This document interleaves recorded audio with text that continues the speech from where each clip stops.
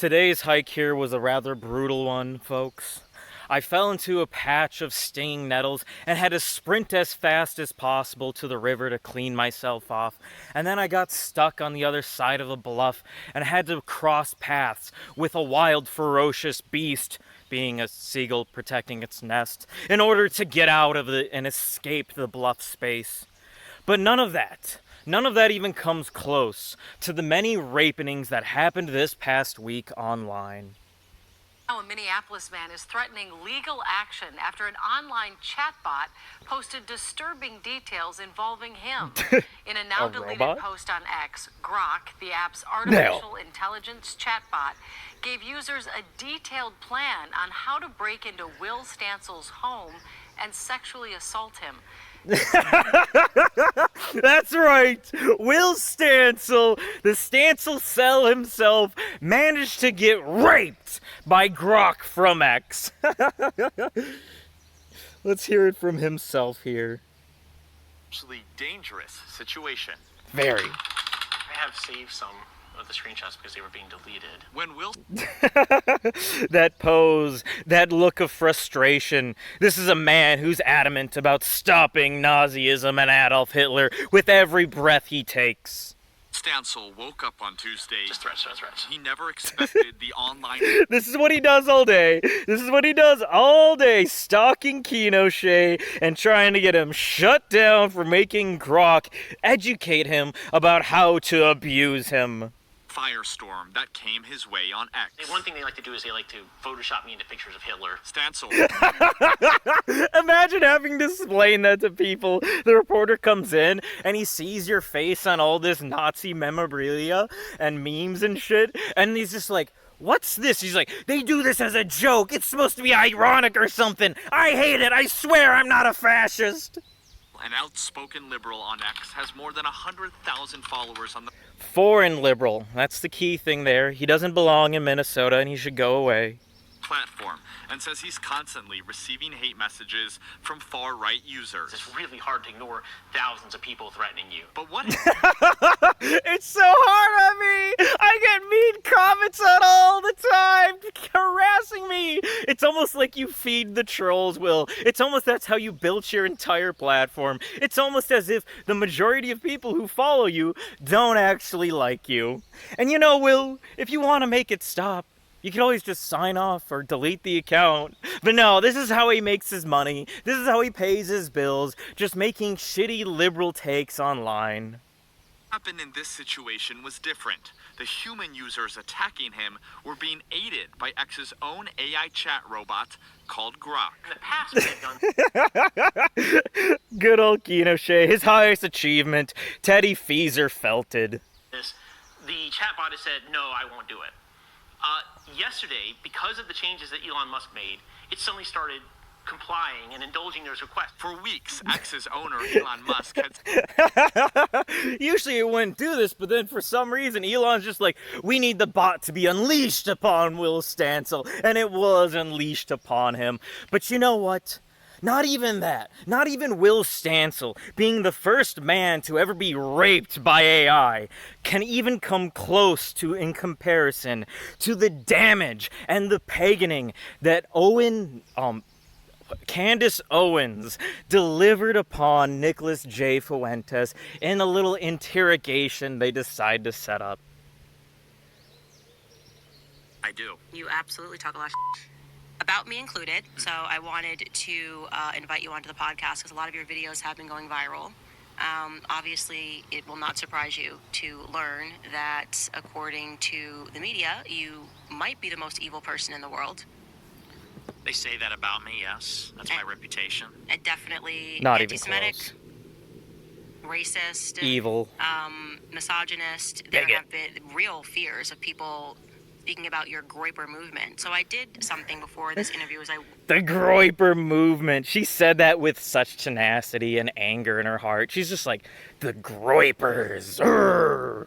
Went back into my phone and wrote Nick Fuentes. I wanted to try to remember the first time that I actually heard your name.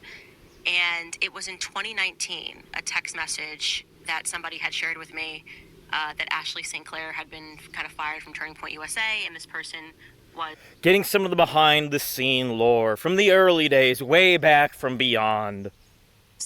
speaking about Ashley St. Clair and had mentioned None of it that matters. she got in trouble a while back or whenever it happened because she took a photo with you and that you were this big anti-Semite.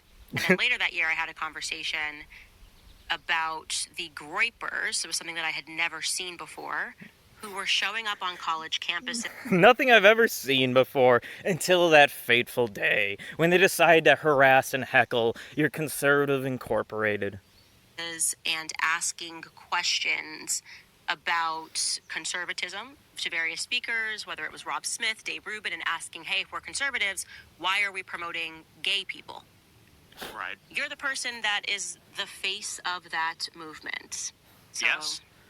can you just tell me, He is I the guess, a little bit mascot. about Nick Fuentes before the Groyper movement? Sure. Well, yeah, that was my big claim to fame. You know, I'm not really sure about going through this. It's gonna take a long amount of time, and he's gonna talk a bunch of bullshit and nonsense and deliver his side of the story and narrative of its telling. And we really don't care to hear what Nick has to say about Nick. No, we're here to care about what Candace Owens has to say about Nicholas J. Fuentes. Because, to be quite honest here, she had a lot to say about him.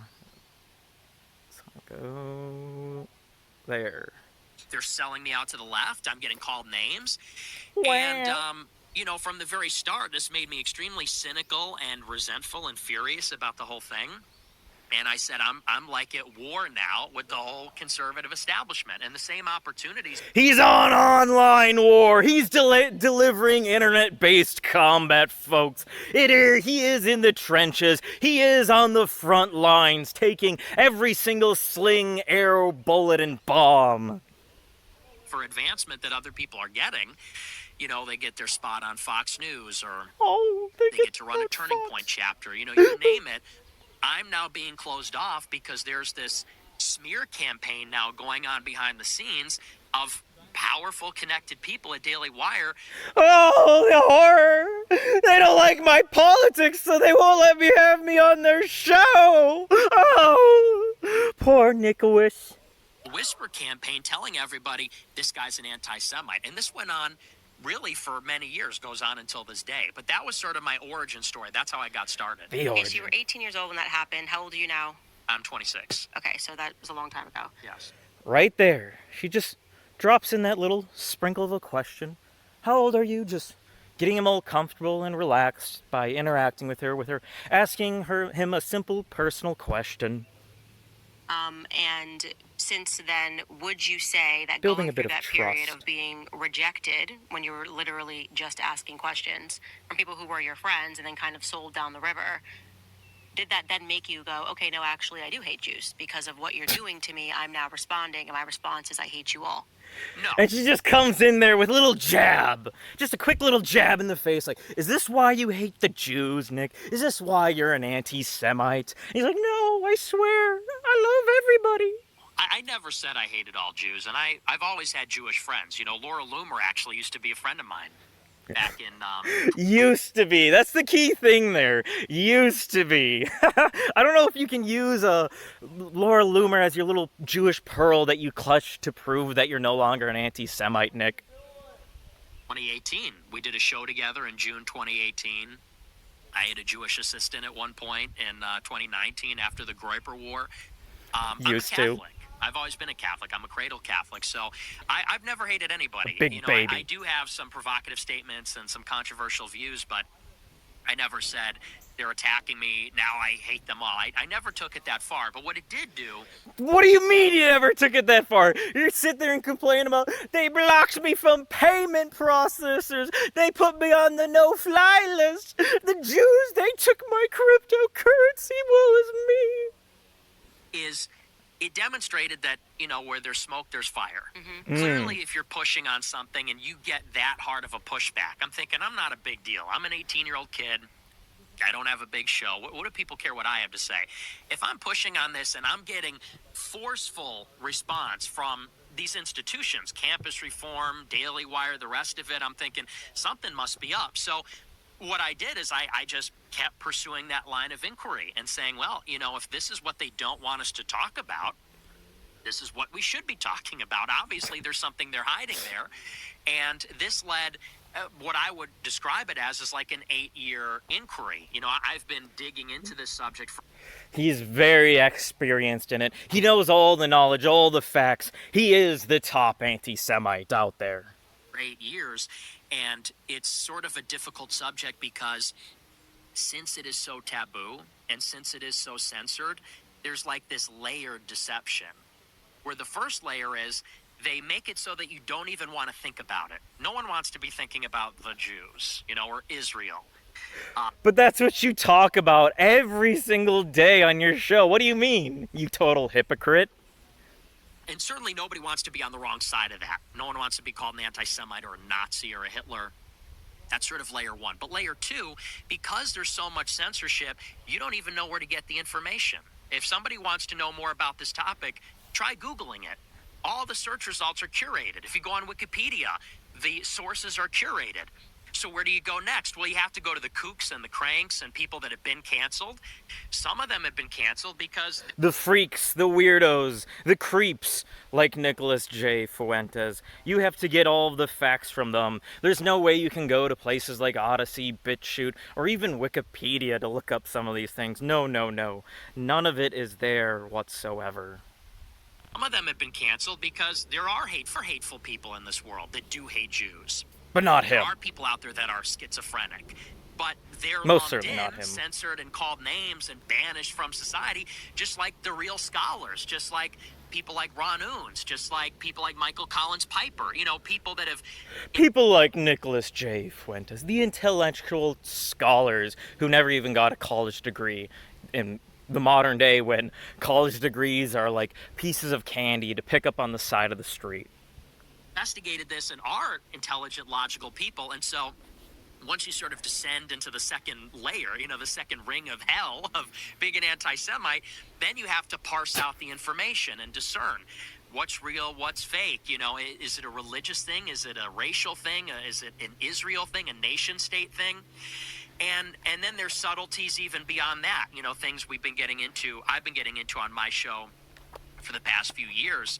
The deception is so much more convoluted and nuanced and subtle and ubiquitous than even people think. A lot. Then what is it that you think? Is it a religious thing? Is it a racial thing? Is it a cultural thing or a religious thing? What is it, Nick? You have them as friends, you advocate for their campaigns, you read their books. So it can't be just a racial thing for you, surely not, right?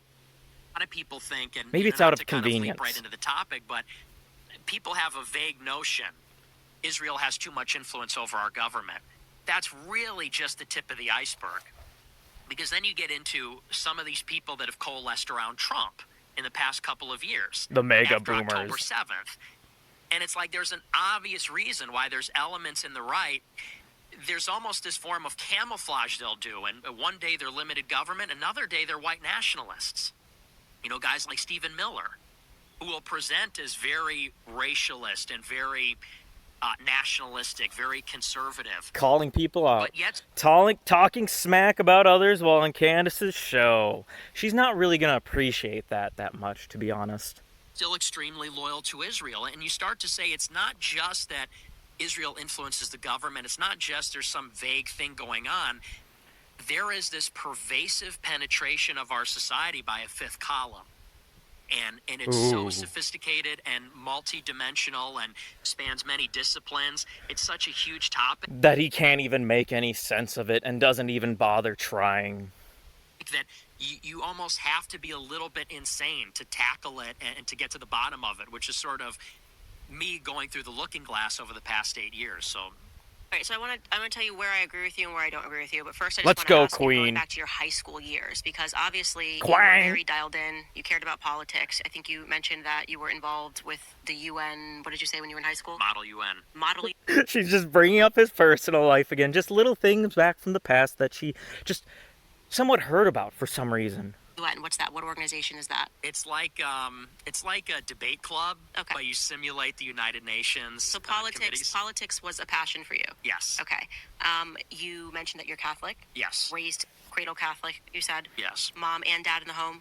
Yes. Okay. Oh my gosh, So why I do think you on your even know shows, that? mentioned that you mentioned your mom a lot. Were they together married? Yes. Okay, so your parents are still married. Yes. So you come from a pretty good home, it sounds like, obviously. You still have a good relationship with your parents. And you went to Boston University.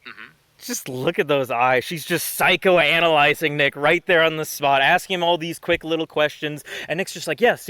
Let's just get through these simple little friendly questions so we can talk about politics and the Jews. Everything's going great for you. You kind of should be, like you said, maybe offered a contributorship on Fox News, and your whole life kind of gets derailed. Right. Where I'm going to push back on you is to say that you didn't have this anger where you applied it to everyone. Because and I don't have this clip, but I know that recently, and this was after I was fired from the Daily Wire, you kind of went on the attack about me speaking to Dave Smith, right? And saying, actually, I think we do have that clip. Skylar, I think we do have that clip. Roll the clip. Let's go. Play it. Speaking to Dave Smith. Do you want to run that clip? Run it. She has nothing to do with me. She wants nothing to do with me. Doesn't She's do so anything happy with to me. play this. No invitation. Won't bring me on the space. Won't bring me on the show. No acknowledgement. Nothing. But she is going to do a show with Dave Smith, Jew, Aiden Ross. You know, and I like Aiden Ross. I've said that before. I like Aiden Ross. But it's like you get Nick's canceled so and happy to attacked see by himself on Jews, and screen. He's just looking. He's like, oh yeah, don't I look so sexy and hot? And oh, I'm making some great points here, and I'm talking so phenomenal. go and give it Look away at to me. all the Jews, really? And finally, Aiden asks her, So so what are your happy. thoughts on Nick Fuentes? What a narcissist. And she gives this load of PC response. She goes, well, you know, when he was a kid, he got attacked by them, and I understand why he would be angry and why he would be mad about that. Then wait. If Candace already knew all these things, why is she bringing this up for some reason? Really curious, you could say the least. But he needs to grow up and figure out what he wants to do. Foreshadowing. Oh, really? Bafangool, Candace. Oh, he needs to figure out what he wants to do. I think you need to figure that out. Talk about accusing other people of that which you are guilty. I think he needs to figure out what he wants to do. I think you need to figure out what you want to do. Now here's the question, folks. Who do you think ends up coming up on top here about asking who needs to figure out what they need to do in life? Because you're full of and everyone knows it. You clearly have no idea what you're doing. No idea what I am doing. No idea. True. What do you mean You true? didn't invite me on the show. But what does that? Just let's first go back to the first layer of what you're talking about. She's speaking to Dave Smith. Yeah. What does that have to do with anything? You call out the fact that I spoke to Dave Smith, that I spoke to Aiden Ross. I didn't speak to them because they were Jewish. I also talked to Piers Morgan, all of these shows following me being fired. So you're just looking at the fact that these two, I didn't even know Aiden Ross was Jewish. I just had a PR agent say, do this. I swear I didn't know. He's visibly Jewish. Okay, but just so we're very clear. Oh my gosh, there. He's visibly Jewish. I can sense it from his very smell and his curly locks. I know. I genuinely had no idea. Your PR person comes, here are the shows. Okay, yes. Dave Smith, we had an amazing conversation when I was on the Daily Wire. And so your purview here is, okay, well, they're Jewish and she's doing their shows while not saying to your audience she's doing a bunch of other shows too. How is that not you just kind of honing in? Before we get to why you think I'm Sure. full of Yeah. and don't know what I'm doing. Well, here's the beef. Ooh. Nick was smiling and having a good time during that clip. And Candace seems a little bit cheesed, a little bit booty blast about it. She's not really pleased about that, being told that she's just completely full of shit. Okay, and it's pretty simple. Dave Smith, in my opinion, and I like Dave because I've done a show with Dave too, and I think he's a good guy. I respect him. I think he's super intelligent. Oh, come on. That's total lie. Straight up lie right to her face. I totally like him. But, Candace, you can't have Dave Smith on your show before me. What kind of bullshit is this? I'm Nicholas J. Fuentes. You should have me on first. And, he gave me a chance when a lot of people wouldn't. He had me on his show, and he defended me because he got attacked a lot from the libertarians. And that's why you suck, because you get somebody who comes out and defends you and has you on the show when you're being canceled, and then you throw him under the bus for because I don't even know what your beef is. It's like, why not just have be totally like, oh yeah, that was cool. We had a conversation. I disagree with him on some points. Just look at how hostile that got there real quick. That's why you suck. That's why you blow dick, Nicholas J. Fuentes. That's why you're a semen slurping queer, Nick. Because you just betray people. They stand up for you. They look out for you. And then you're like, you know what? Fuck him. He's a Jew. And she just instantly went in on him right there. This thing started immediately. I didn't know how Nick Fuentes couldn't pick it up at this point, that Candace seems a little bit, uncompliant with his little narrative and storytelling. I think that I should be grateful for being given a chance. It's not being grateful, it's just being a decent enough human being. Forget gratefulness. Okay. You don't owe anybody anything. Okay. But the point is you kind of lament the fact that you've been canceled. You lament the fact when nobody will have your platform. And in the very same breath, talk about being a hypocrite, you're going after Dave Smith for what? Like, why is she doing Dave Smith? Jew. Well, I'll tell you. You're a hypocrite, and you suck, Nick. Explain why. I'm telling you why. Can. So, my feeling on Dave Smith, and although I like him, is that, look, he is Jewish. He's also a libertarian. Just confirming everything Candace just said right there. Look, he is still a Jew, though. Which means that, when he talks about, for example, the situation in Iran or Israel, he's an anti-war guy. He says, Trump is a war criminal who needs to be impeached. I don't believe in any of that. I don't care that Trump violated international law. I care that he's influenced by a foreign government. He said on another show, Israel's a satellite of the U.S. We're the empire. Trump's influenced by Israel. Look, he went to war with Iran over nothing and whatnotness, right? That totally happened here, folks. We called it out. War was around the corner, and then it just didn't happen. And they're our satellite. They're like our aircraft carrier in the Middle East, which is something Joe Biden said, who's an AIPAC man. I think that Dave Smith is somebody who, because he's a paleo-libertarian, like Murray Rothbard, like Ron Paul, like a lot of these guys, he is someone who, because he's anti-war, is sort of forced to confront the Israel lobby. Because if you're anti-war, ideologically, you have to talk about who's driving it, which is the Israel lobby. But he's not a religious Christian. He's a religious Jew. Ooh. Is he? That might bite him in the butt a little bit later here. Or agnostic or atheist. Oh, he doesn't know. He's not really a right-wing guy. He's a libertarian. He's not a religious Jew. Savage! She fact checks him right there. Nick's coming in like, it's like a racial thing, bro. And now he's just like, yeah, but it's also a religious thing. He's a Jew, not only racially, but also religiously, to make him seem a little bit better. And then Candace is like, fact checked right on the spot. No, he's not. I know him personally. What do you mean, Nick? You're just a lying sack of crap. He says that he's proud of being Jewish. He's proud of his ethnicity. He's proud of Judaism. Should he not be proud that he's he's just born this way? Well, but here's the point, though, is so he's not really 100% aligned with my view. Now, here's why that matters. I think that you must agree with me. You must agree with Nick on everything. Otherwise, you can't be around Nick. And you can't get any fame, fortune, or attention on your own. No, because Nick needs it all for himself. It doesn't. No, it does. It doesn't. It doesn't. I'll tell you why. It doesn't. You can't say I want to create people in the image of myself. No, but That's completely ridiculous. I'm criticizing. You can say that. You can say that if you think you are God yourself, and Nick most certainly does. People that I disagree with.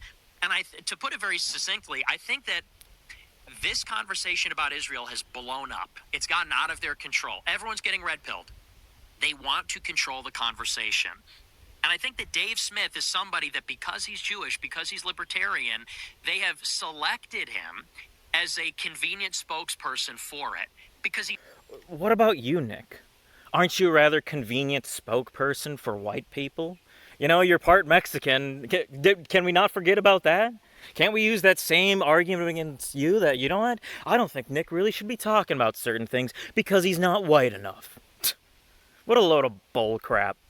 It's not really, he doesn't really have a problem with Jews and their Jewishness. He doesn't really talk about He's the not whole fifth column anti-Semitic enough. aspect of it. He talks about a very narrow aspect of it, which is there's this Israel lobby and they're sort of influential and they're driving us to war. That's one small selection So you of it. think, just to clarify, you think he's like a psychological operation? Yeah, effectively, yes. And I don't think he's... He's a Fed, I swear. Dave Smith's the Fed. He was calling in people to storm the Capitol and disregard the police. He's doing that knowingly, but I think that they're creating the bounds of the debate by having him be the spokesperson because... Who is choosing him as a spokesperson? I mean, Joe I Rogan, Piers could not Morgan. disagree with that more. I just want to say that. I patently disagree with you on this one. The audience? This is crazy. I think that he has moved the ball forward so much for, first and foremost, a lot of American Jews to have the courage to even question Israel, because in the same way that we were kind of brought up in the classroom with the, I guess you want to call it, emotional engineering around the Holocaust, learning about the Holocaust as like the biggest, most evil event that ever happened. Imagine This interrogation gets wild, folks. And Candace Owens just coming up casually dropping, yeah, I don't think I really agree with the Holocaust narrative and whatnot. And this makes sense why this was put behind a paywall. But luckily I brought it here for you all to view for free. if you're Jewish and you learn about that. It's the same way that Black Americans in the classrooms learn about slavery. So I understood the And so did Dambit. emotional response that Thanks, Black Americans Dambit. had during BLM, because there was so much conditioning that happened in the classroom that makes them think that when someone says white supremacy is back, you have to riot. And I will extend that same understanding. I disagree with it, but I understand that when October 7th happens, it's almost like a childhood trauma for these people. Right. You learn this, your whole it's existential crisis for you that something happened in Israel, and then you add in the fact that the ADL is sponsoring these trips to kind of make sure that they stay into this, this is who you are, and if somebody questions this, like, we could end up in the Holocaust again. You have to have some sort of an understanding, even if it's they're wrong. Right. You have to give them a little bit of time, a little bit of grace here. And The benefit of the doubt, be a little soft on some of these people. You don't have to go in balls to the wall, just in their face talking about random nonsense you read online. so for him to be doing what he's doing and to be enduring a lot of the same stuff that I'm enduring, like, he is on lists, he is being attacked by every single all people that are attacking me are certainly attacking Dave Smith. And your excuse is that he just is born Ashkenazi. No, that's not my excuse. My problem And he's is married to a this. Catholic, by the way. So that Oh, even good for that him. that's the part that I'm even more confused about. Because you said, like, he's a religious Jew. No, he's not. He's married to a Catholic. What I mean by that is my criticism of Jews comes from My new cope for my ridiculous stance that I'm really just jealous of Dave Smith and envious that he's getting all this attention and clout on these larger platforms than I am. a religious place. As a Catholic, As a Catholic. we recognize that the Pharisees put Jesus on the cross, and the Talmudic Jews are the descendants of the Pharisees. And we also recognize... He is not a Talmudist. That's Okay. what I want to say. But that's he's what I'm not saying. any of those things. He's married to a Okay. Catholic. He's just born Ashkenazi. But So when I hear you say Dave Smith, Jew, Okay. I think it conflicts with your point about how even white people, like, you're just kind of trained that you should just, like, there's something wrong with you for being born white. No one should feel guilty about how they're born. Look, it's You know what I mean? to some... For real. Real talk right there from Candace. You shouldn't feel shamed for who and what you are. You should have a little bit of pride and self-respect for yourself. And there's nothing wrong with that. It up succinctly, it's tokenism is what it is. It's a form of saying, we're criticizing the Jews in Israel. How do we soften and dampen the blow? Because we're going to get called anti-Semites if we bring on a guy criticizing Israel. I know we'll bring on a Jewish person, because then we get to say, I'm not an anti-Semite. Here's a Jewish person saying this. And here's the But reason. that's not why I had Dave Smith on. Actually, Like, what's wrong with even doing that? First of all, if you're willing to admit that there's this large cabal and collective group of people that attack anybody who somewhat challenges Zionism, Israel, or relatively to Jewish power, isn't it okay if a Jewish person comes out and talks about some of these things? Like, what's the real issue here? Is it that it's being talked about by the wrong person? Or is it that you're not the one talking about it?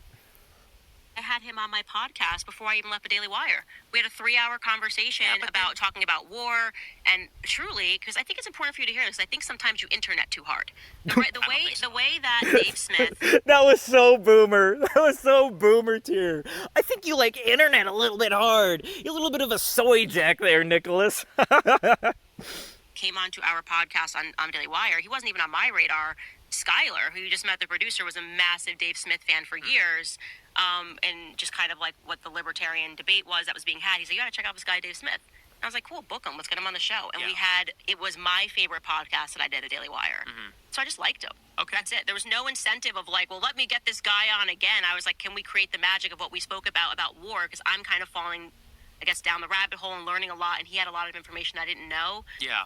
And that was it. So there was nothing behind it. So when I hear you say it, I'm like, okay, are you interneting too hard? You know what I mean? Yeah. A little bit. Do you think that you can kind of A bit of a your own ideas? spurg. And look, we're all guilty of that. No, and look. Socially awkward. A bit of a idiot. And we're going to skip this little segment here. Oh, wait. Maybe not. I'll let it play out a few more seconds. I'm going to stand by my point here, which is that me and Dave Smith are not ideologically on the same page. And will never be, because I am a Catholic and he is Jewish. Yes. Because he is Jewish, he still has affinity with Jewish people. And so my end game is to say, look, Thomas Aquinas said that Jewish people should be basically enserfed to the Catholic Church. I don't believe Nick's personal opinion here. He's just like, I don't really agree with it, but there is this like ideal out there that Jews should be our slaves to the Catholic Church. That's what my religion actually teaches, and the Pope explains and inhales and exclaims or whatever. You know, the Pope decreed that all the Jews must be his slave and his stool that he puts his feet on every time. And we're going to skip through a little bit of this here because it gets off the rails a bit. not loyal to America. Now, I agree with you, and that's why I want to add this. I agree with you on the point that there is this operating fifth column of Zionism. No. Okay? No, but I want to be clear, and I'll tell you this is where we disagree. All right. Because I think it's... And it's like, no, it's not Zionism, it's the Jews. It's the Jews. Ridiculous to say to someone who's literally just born, he's like, I'm Ashkenazi, that is just his DNA, who is married to a Catholic, so you cannot call him a religious Jew. He is not a Zionist. He hasn't even been to Israel. So how do you just condemn him? And then also, how is that not toxic to what you're trying to do? So if you're saying that your entire platform is, I want to awaken people to this fifth column. Well, if I'm a Jewish person, okay, and I'm being raised, and maybe I'm worried about Israel because I kind of grew up and was told that I have to care about this because of the Holocaust, whatever it is. And I see keep her mouth this shut about it. guy who's just going, Jew, guilty, you're Jew, doesn't matter, DNA, like you're 23andMe up there, Jew, guilty, okay? And you think that your ideas are going to grow with that perspective? Well, they are. So really? That's happening, but is that because of thanks to you or thanks to Dave? I think it's thanks to me. But if you're asking me, oh, what a narcissist! It was me. It was all me who did it. I was the one who guided this whole movement. I'm surely not being replaced and becoming completely irrelevant. I will answer. If you're lecturing me, no, I'll take a lecture. Genuinely want to. I'm asking you the question sincerely. You think it's growing because of you and not because of people like Dave who are going, okay, like, yeah, you are can you also that think like this narcissistic? is okay to have this perspective. Are you that like, dumb? You think it's because they're watching your show and they're going, he's got it right. Let me give you a direct answer. And he doesn't give us a direct answer, and because Nick just likes to go on tangents and talk his way out of the scenario, so the person interrogating him on the spot forgets what they were talking about. But unfortunately for Nick, Candace is brighter than your average black man, and she's quite the brilliant intellectual here, and she kind of brings them on in back into the talking point of what she really wants to talk about, and that's not politics, but talking about Nick Fuentes. So we'll go here. It's not to me about, people then say, oh, well, you're envious. Yes. Look, I love doing my show. I love you doing are what envious. I do. You're jealous of Dave. I want the real truth to prevail. And there's this concept of a limited hangout. This is a CIA tool, and I'm sure you've heard of it, but for your audience that maybe hasn't, when they Dave Smith's a glowy. disclosure is inevitable, a secret, a taboo, hidden narrative that Joe Rogan, they don't want to glowy. get out. When it's inevitable that it is going to go out, what they will do is they will leak out some of the truth. Candace The Owens, public is so glowy. enamored with the new information, they go no further. And they actually don't get to the critical details.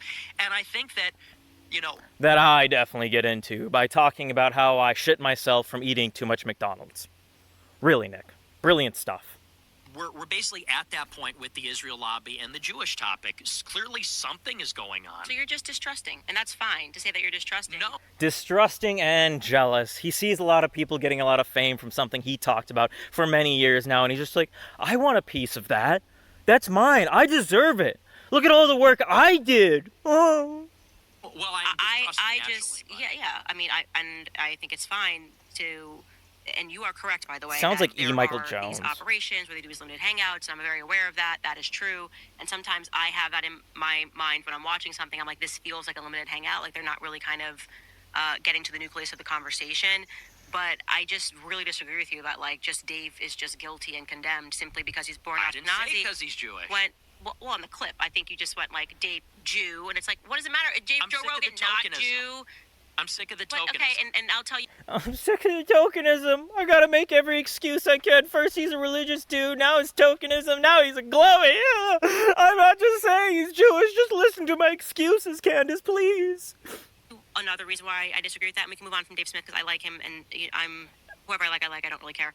I don't care about what you have to say about Dave Smith, Nick. It's just ludicrous. I want to talk more about you. To, adapt my opinions on the basis of yours, but I also just, in general, feel like I was that person for BLM, and I was totally genuine, and that was kind of my wake-up call. BLM, I didn't really accept the victim narrative, maybe a little bit like you, naive, walked into it like, oh, I'm just not going to support this thing, and I don't really want to be a Democrat, and then I dealt with the full weight of an attempted cancellation by the left at first, and kind of like she's, the token from the right, and people saying, well, they're only platforming her because she's a black person that agrees, and to some degree, maybe that's true. Like, obviously, like there is an element of tokenism, but I'm saying what I believe. Sure. I was saying what I believe. And I don't doubt his sincerity. I don't doubt his sincerity at all. So why problematize it? That's what I'm trying to get to. So it's the then fuck he's out. there having to fight amongst these pro-Israel people. He's fighting the same Zionists that we are on the topic of Israel. And on top of that, he's got to deal with Nick Fuentes talking trash about him because he's like, well, this is just, who cares? If he can't help who he is. I couldn't help it. I was black and disagreed with BLM. I'm just black and disagree with BLM, Well, here's the reason why. It's a little bit irritating because... It's irritating that I'm not getting the attention I deserve. Dave Smith, for all the flack that he's getting, he remains on YouTube. He's been on YouTube the whole time. He's on YouTube. He remains on Twitter. He's been on Twitter the whole time. He has bank accounts. He has payment processors. And now he can get super chats like me. He can't be doing that also. Oh, I have to be on Rumble instead. I only got recently back on Twitter. Oh. People are waking up about Israel. They want to invite a Jewish person on to tell us we're not real anti-Semites, we're not Holocaust deniers, but maybe something's wrong with Israel. And here I am, having been banned on YouTube, Jealous. been banned by banks, every streaming platform, all of it condemned, life destroyed, and people still are gatekeeping me and saying you're a real anti-Semite. My life's destroyed, but I'm also still a multi-millionaire and never had a real job in my life, let alone not even bother getting a college degree. Oh, my life is so hard. I made $1 million without even having to go to college. Oh, just talking online. And I'm saying, well, obviously we didn't come far enough. Because it's so I tough. don't doubt his sincerity. He's a big boy. He doesn't mind that You're not I'm a big trash boy. talking him. And I still consider him a friend, even though I've been critical of him. But, Really? Is that the standards for being a friend? Just have to have a certain portion or amount of clout and attention online? And then you're instantly Nick's friend. Hey, you got 1 million subs? Let's buddy up. Let's work together. Let's make some content. Come on. Share the wealth and fame. we have to go a little bit further than to say something's up with the Zionists or Israel. It's not Israel. It is the Jews. And I think that Dave Smith, being a Jewish libertarian, I don't think he's ready to go that far. I don't think he is. I want to know what you mean by that. So I'm just so we're clear. Is your perspective that if people don't platform you, it's because they don't want to go too far? It may be that they aren't that far. ideologically. But then that's my job to push them farther. And People don't agree with me. That's the problem. They all must agree with me. I must be the Emperor of America, not Trump. Most certainly not me. that's why I say it. That's why I say, and Or maybe they just disagree with you. you're a good But that's example. another thing. Then Maybe they they should have just me on the disagree show. with you. But I'm gatekept. Okay, but if the more important, so for me, if like I care deeply about what's happening to the Palestinians, obviously, I've made a point to course talk you about do. that, and I very much see what you're speaking about.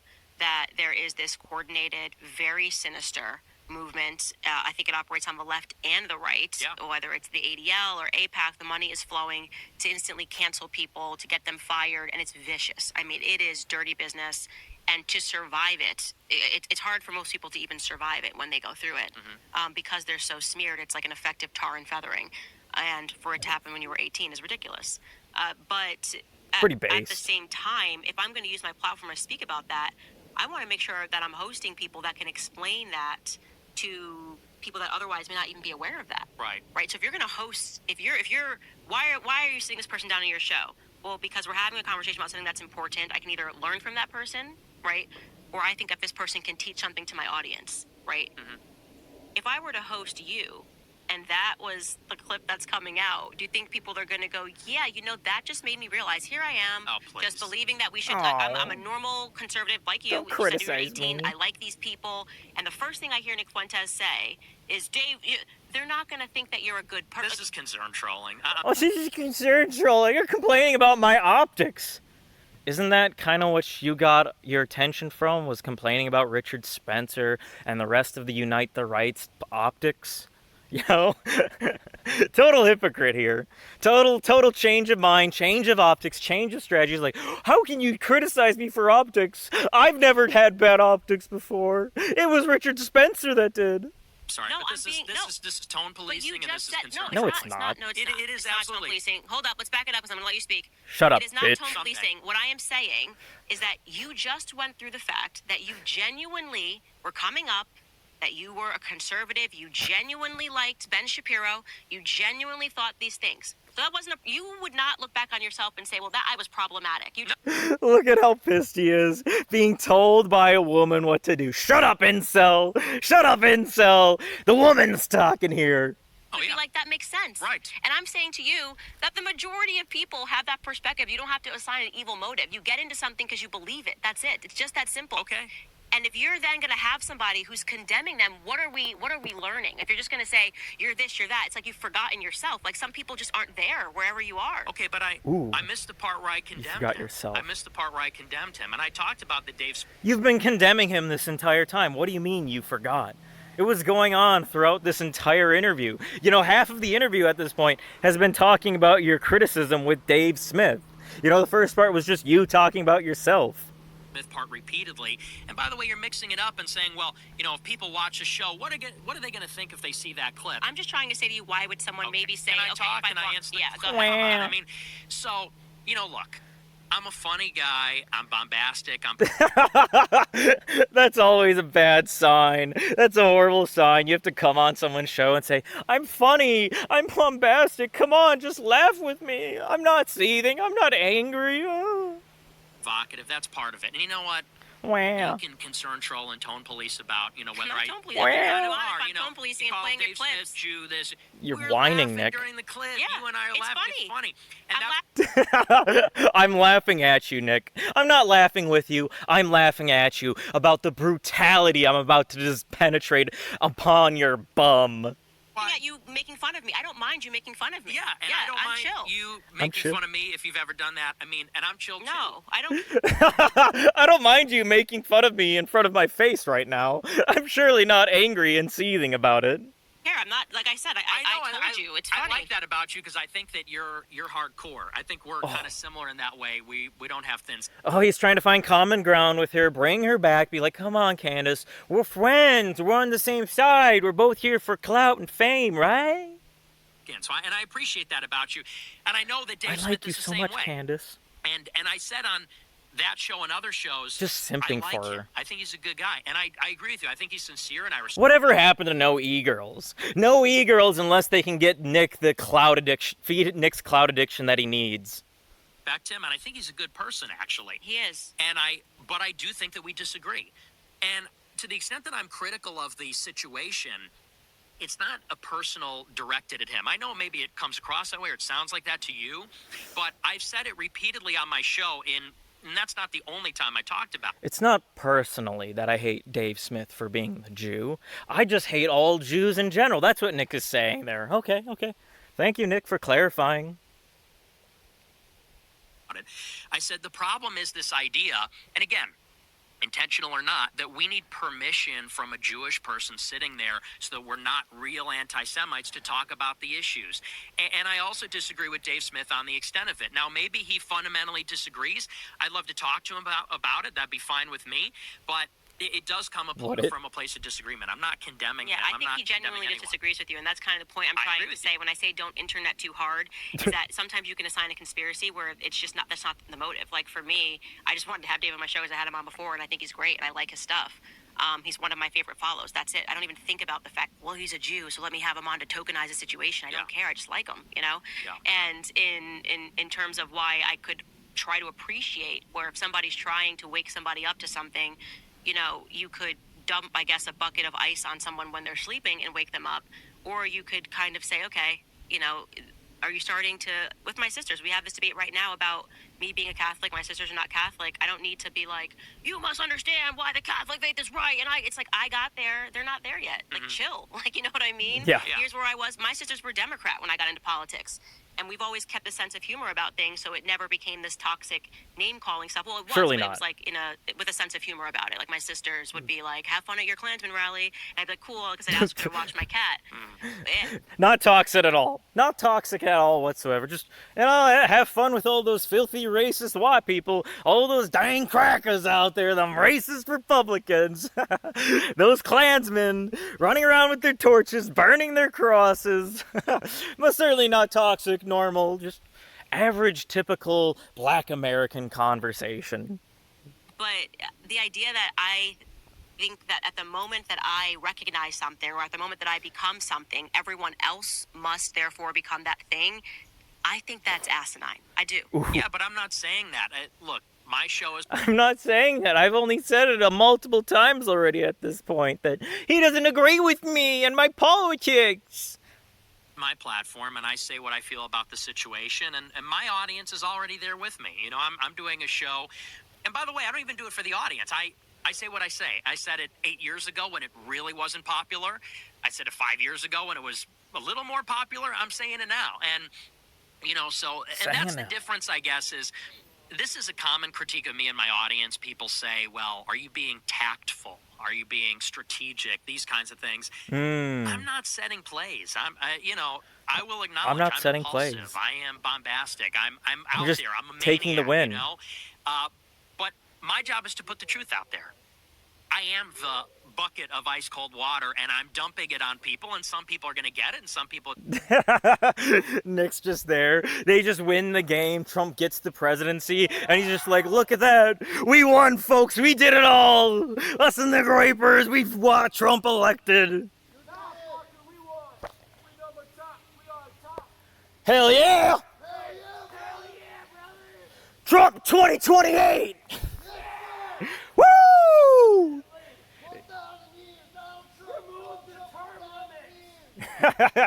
You guys enjoy the rest of your hike. Hey, you too, man. You too. Love you. God bless you too. It's going to take them longer. I'll let other people set the plays. I'll let other people kind of do the breadcrumbs and do this incremental approach. Me, I kind of figured it out. I was off to the races from the beginning, and I just want to cut to the chase and he knows it and get to the most fundamental part of the idea. Yeah, okay, then why don't you do that at all throughout all 2 hours of this? Why don't you cut to the chase and tell us what you really think, what you really believe is the big thing behind the JQ? Yeah, and so, you know, that's why some people don't like me, granted. But I think the big picture is that I have been suppressed for 10 years. Because, I mean, we could sit here all day long and say, were you mean to this one? Were you mean to that one? Was this out of pocket? the fact of the matter is, I have been more censored than anybody for 10 years. Yeah. That's the real my reason. gosh. So, and this is But you're not still being censored. I'm just trying to Calls him out. I am, though. Calls out the what you just said bullshit. in that clip. Like, why wouldn't they have me on their platform? I'm not tone policing. Go on your show, say whatever you want. Actually, I would make the argument that you're kind of tone policing our shows by saying, why won't they? Look, whatever. I'm just saying, don't assign evil motive where there just might not be one. Like, I don't it's think just, I am. Okay, I was fine. mad that You're the tone policer. You're the tone policer. No, you are. well, you don't believe me, but I was mad that you're saying, okay, I was okay, mad. You're mad that, well, I was mad that you wouldn't have me on the show because, look, I stand you so hard on Twitter. I was Candace Owens, and the Groypers were there for you for Daily Wire. I and they supported wanted you to so collab much. so bad last year. And you kept saying, well, we'll do it, but then you said... What are you, okay, Yeah. what are you talking about? Let's back this up. Okay. Because I do want to get to this. This is actually Ooh, something that she I find planned to be this. very funny. First and foremost, because I don't know what a groiper is. So okay? coming together. This is, and I will give you credit where credit is due. You have managed to infect the brains of 40-plus-year-old men. And that is actually, I think, the most compelling part about you, is I watched as I was coming up in my career, and I will say I've had 4 kids in the last few years. I don't pay attention to, I think you were on Cozy TV. Yes. You were banned everywhere. I only know that because 40-year-old men were obsessively asking me to come out and condemn you. I'll name one of them, Seth Dillon of the Babylon Bee. He lives in a groiper simulation. And I'm just, to me, interested in the idea that the 18-year-old kid who's been banned everywhere, and you have to jump through the hoops to watch him on this obscure cozy.tv. she's just laughing at the whole idea. She's like, what the heck is this cozy thing? Just shitting on it. It's obscure, it's irrelevant, nobody cares about it. Oh, come on. Has managed to completely send you mad. That's fascinating to me. Credit where credit is due. The groipers, are The cults. truly living in the minds The of fanatics. neocons. There's no question about it, okay?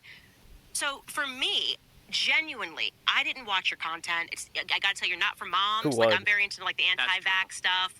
No one's. I'm not tucking in at night after 5 days a week of a show and 4 kids being like, "What's on Cozy TV? What's Nick Fuentes saying over at Cozy TV?" You're not? No, Oh, I man. am not. And Who cares about cozy.tv? Who cares about Nicholas J. Fuentes? Why would I go over there? Just absolutely dabbing on him right there, right to his face. It's glorious. You love to see it. So the first time that I started seeing your clips was kind of at the same moment that I got fired, because at the same time-ish is when you got put back on Twitter, and I am active on Twitter, and I'm seeing clips here and I'm seeing clips there, and I did see the clips of you speaking about the Christ is King scenario, some which were hilarious, just kind of getting into the theology of it, and I'm starting to go, okay, I'm kind of getting this Nick Fuentes thing, especially when Jeremy Boring, then the CEO of Daily Wire, hosted this Christ is King audio live, and that was the first time I ever heard your backstory. So I genuinely was so, I guess, not blind to the Groiper movement, but how influential you were, that these people, as Jeremy admitted in that audio, were watching your show, which was on an app that I had never even heard about. So I want to give credit where credit is due. But your strategy of, I'm going to go on my show and call this person out for not having me on the show when you didn't ask to come on the show, and you had a line of communication because of some legal stuff that was happening in the background, where I was asking you to do a decent thing and tell the truth about the fact that we didn't have this relationship that I think some people thought that we had going on in the background, a political relationship or strategizing together. And we'll get to know more about it. But she's like, we were talking already. You had my number. Why didn't you just ask me to be on the show? But instead... So I just think it was ridiculous. I'm like, if you wanted to come on the show, why didn't you just send a big boy message and say, hey, Candace, we should collab? And that's what I mean when I say I think you internet too hard. You think the way to get that is to go, Groiper war, Groipers, go at, and I am the... That has to be one of the greatest impersonations of Nick Fuentes I've ever seen. Groiper war! Groiper war! We're going to war, Groipers, against Candace Owens, because she won't let me on her show, even though I could just send her an email. exact opposite demeanor. Like, if you do that, I will definitively not have you on the show.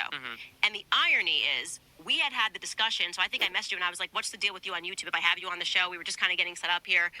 Are you allowed to? And you answered and said, I don't know. You said, some people have had me on, some people have gotten hit. And I'm like, okay, well, we're still trying to figure this thing out. And the next thing I know, you've launched a groiper war. And I'm going... I didn't even know that Nick launched a Groiper War against Candace Owens. He launched Groiper War 3 because 2 was such a failure. He just lowered the expectations to be Groiper War to get me on Candace Owens' show. If you think this is the last strategy you should possibly take if you ever want to get anything with me, I don't respond to anonymous accounts on. Like, I'm sorry, I'm not 13. I have toddlers at home. Like, I get the I want. I have children. I don't need to deal with your childish fans harassing me online. It's not going to help your case. I'm definitely not going to have you on at that point if you just start harassing me online.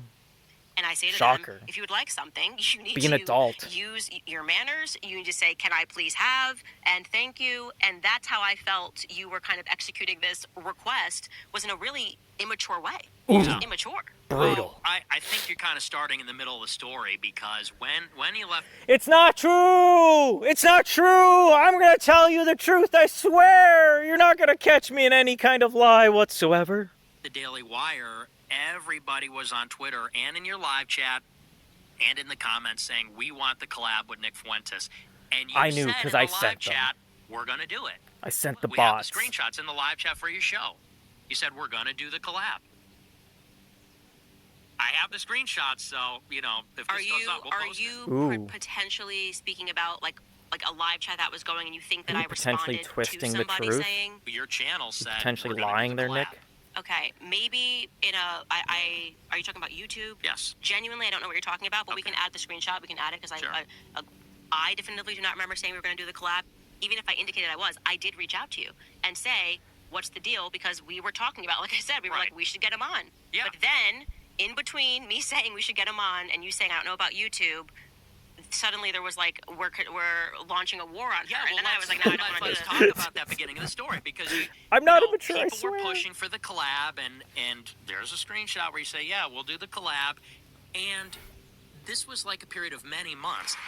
Okay, fact-checking Nick Fuentes again. Let's go! Let's go! Fact-checking Fuentes live on her show here, folks. It's great. You love to see it. Here, so he sent us 2 screenshots Total where he hit says piece. that I said we'll do the collab, and I do not believe these screenshots say that, so these are the ones that he sent us. Here's number 1.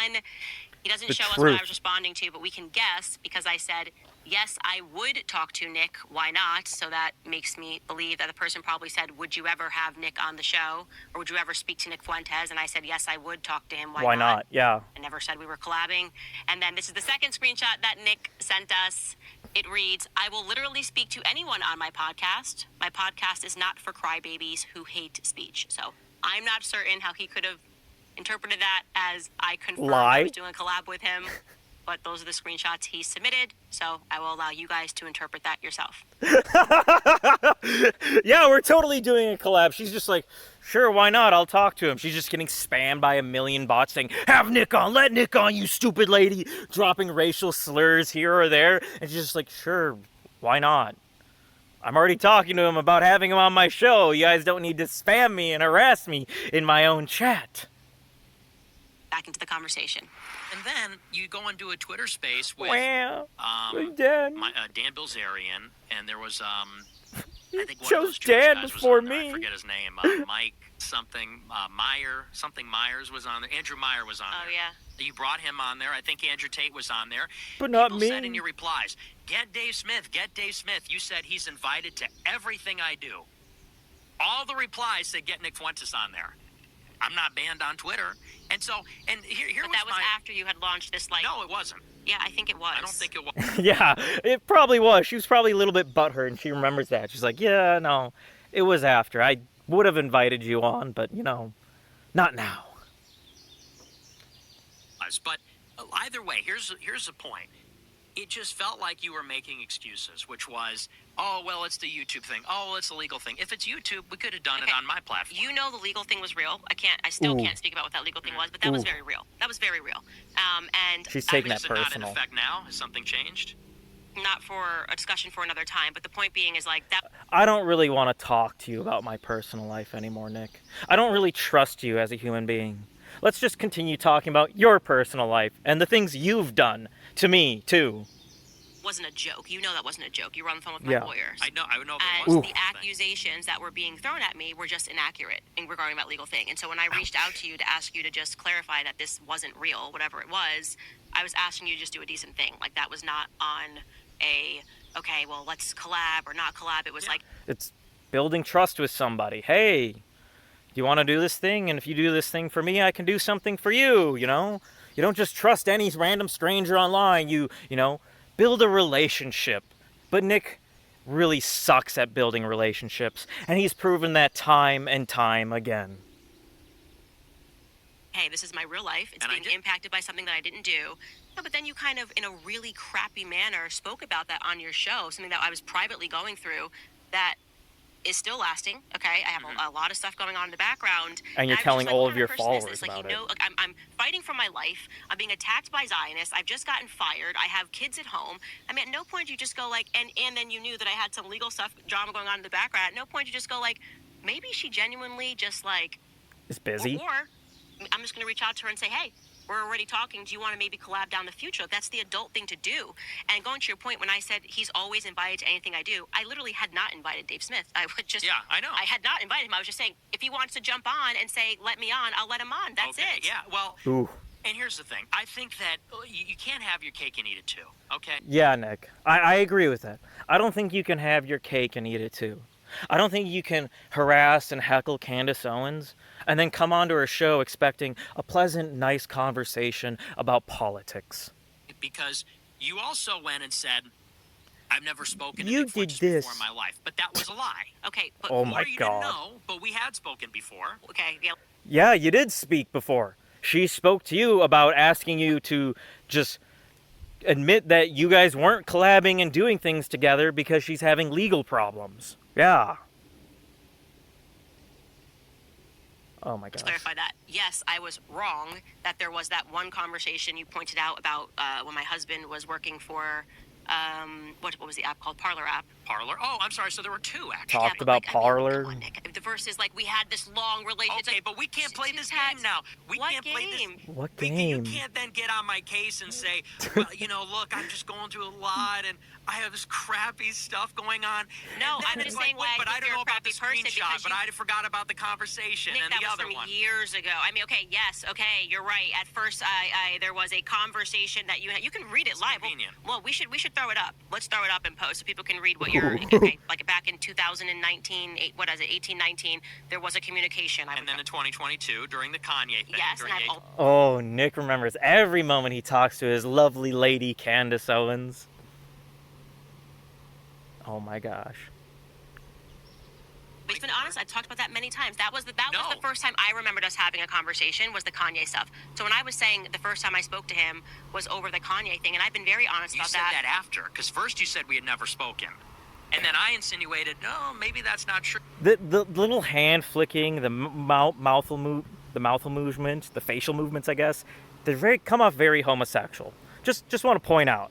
And then you said, oh, we talked. Hand flicking. I Look at that. legitimately tell you that that's factually Who you're very does wrong that? because I had to Gay men do. confront that because of some legal stuff that was going on. I was like, I was very open about the fact that I had a conversation with you when you were hanging out with Ye. You could talk about that openly right now. I couldn't care less. But the point is that what was the difference in what we're talking about is a communication about a certain situation versus like Candace and Nick had some like background relationship and we're coordinating. That's just not true, And so that was what I was trying to dispel because people were very seriously creating an insane conspiracy theory that I was coordinating with you. It was insane. All I can say to you is that retrospectively it was insane. And so if I forgot one communication about Parlor, you are correct. I went and checked and I was like, yeah, no, he's right. I What a shame. told him that my husband They're best was friends not now, right? working, Clearly, I think for like best friends. They chatted about I don't Parlor know what you once. thought was happening, but it wasn't real, and I told you that. So I just kind of shut down some conspiracy that you were on. And then was the Kanye thing. And there were other people who genuinely believed that you and I were like in this communicative Right. relationship, coordinating, like I'm working with the Grapers, and that was In the just- I don't know what to say trenches. other than it was really loony. The They were energy saying from that. older men, and I realized that you were kind of very effectively getting to people. That's true. But yeah, I mean, look, That's the moment I realized. When I start getting heckled and harassed by the people I once called my co-workers, my friends, my colleagues, and getting sued by them and harassed by them because you were spreading out lies and misinformation that you and I were buddy-buddy close friends. Yeah. Sounds like she was a little pissed about that back then. Makes a lot of sense why this interview is going this is a this long way. time ago now. It was a year ago. I didn't prepare the timeline in advance, but the way that I recall, you I said didn't we had realize you never were still mad talked about that. before. Then you said, well, we talked once during Yay. No, I believe that was the case, but maybe I'm wrong about that. Like I said, I don't have it in front of me. Trying to But it felt like turn down the that's heat. true.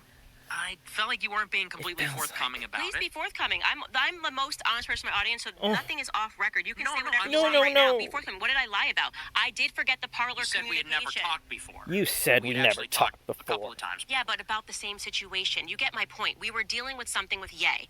This was not like Candace reaching out like, hey, Nick, But that's what's not what that you said. Graper You music? didn't say we talked about unrelated things and we've talked before. Okay. You said we've never Homosexual. talked before. I don't know anything about him. I don't know him. I didn't know anything about you. That's the point. I knew So that why'd Ye you was vouch for hanging me out with Ye? you. Why'd you say I was okay to Ye? I then? said to How'd you know? Ye, the point being is that I said to Ye, based on my own assessment of things, like I thought that there was a bigger risk because somebody was getting involved with his campaign, and I had known for that individual to be open about blackmailing people. I obviously, as a Is she talking about Milo? Oh boy, does Candace Owens actually pay attention to the scrumps below her, beneath her, the peasants online? She knows a little bit about Nick, she knows who he is and about him, she knows about Milo and his doxing past and collecting the vault of information on Richard Spencer and the Wignats. friend of Ye, knowing everything that was going on, I was concerned, and I expressed that to you, and I said, you're in proximity to him, he's mad at me for this and that, because Ye was mad at me for a couple of days, and I said, please just tell him this. That was it. So our communication, We talked and about Milo, and then you Yeah. vouched for me with Ye. yeah, and Now, Milo Talk and now I about you Milo. since, follow Milo on Twitter. yeah, Milo and I since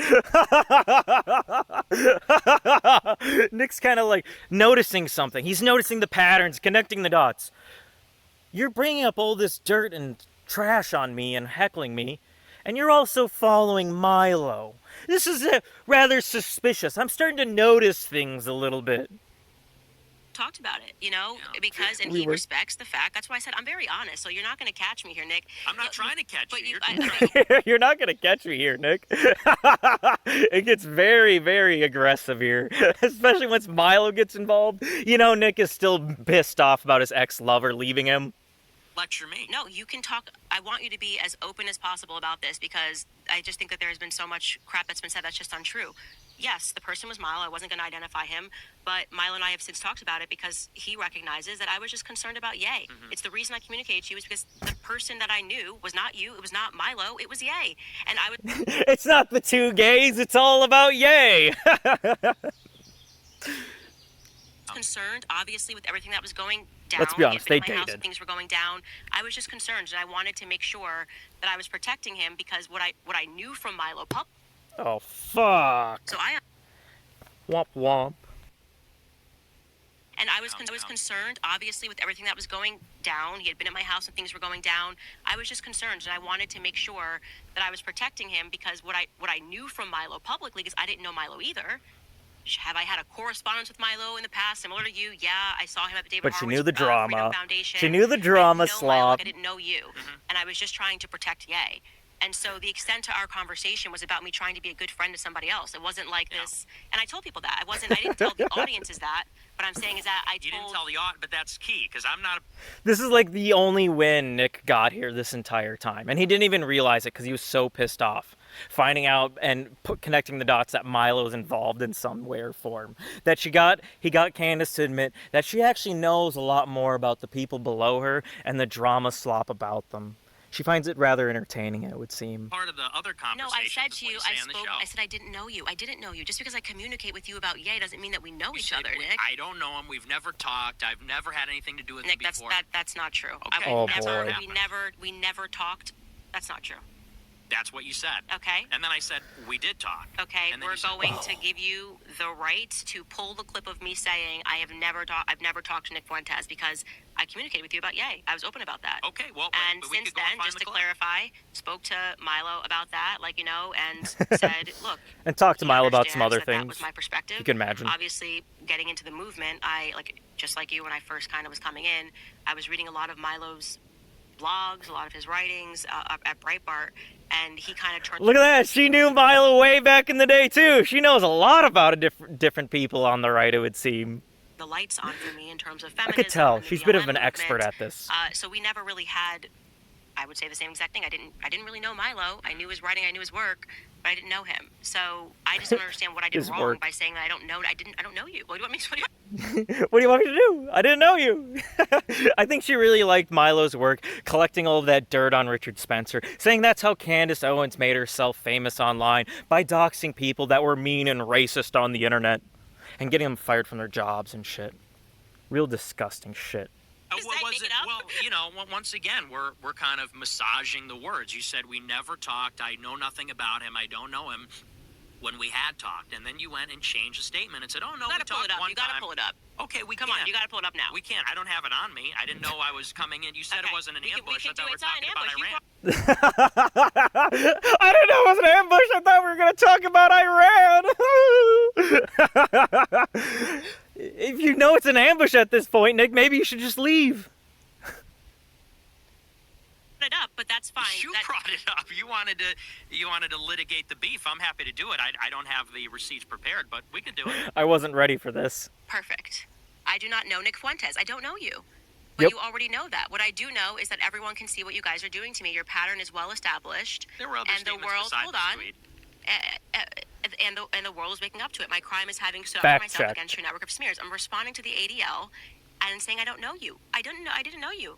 But that's not the only statement. You said stuff Okay, on your was show, it on and there were Twitter? other tweets. It was on my show. I don't have it on me. Okay, If you well- want to come back and I we can swear. debate Yeah, about no, it, we you're- don't. I swear you said you didn't talk about me. You never talked to me. I swear, just trust me. I'm not a liar. We're not No, going to do a I'll debate have about all it. the I'm just receipts saying prepared for you. just so everyone can. This is pre-recorded, so I'm just going to say if you do go home and find the clip of me saying something that you believe was lying, then I'm happy to share it because I don't lie to people. It's just not something that's like in my DNA. I would rather just tell the truth and deal with the consequences. Honest so I had Owens. two separate communications with you before I got fired, and they were limited to us discussing Parler and us discussing Ye. Would you think that's a fair assessment of? Yes. Okay. Fine. Done. Okay, fact-checking Fuentes, because we told him, obviously, that he could send us anything in post and we would drop it in. He said that I denied that I had Cope. contact with him. This is the proof that he sent us right here. You His can see Cope that I messages? tweeted on November 25th, 2022. I tweeted, I have never in my life been in contact with Milo Yiannopoulos or Nick Fuentes. This is not a personal shot at either of them. That is simply the truth. I met Milo twice, both times at the David Horowitz Freedom Center, where we were both invited as speakers years ago. As Nick insinuated, this was technically not true because I did have public contact with Nick that then kind of rolled into a private correspondence. I'll read it to you. This is what I tweeted publicly. I tweeted, "This isn't true," responding to Nick. He was tweeting something about Parler, which my husband was the CEO of Parler.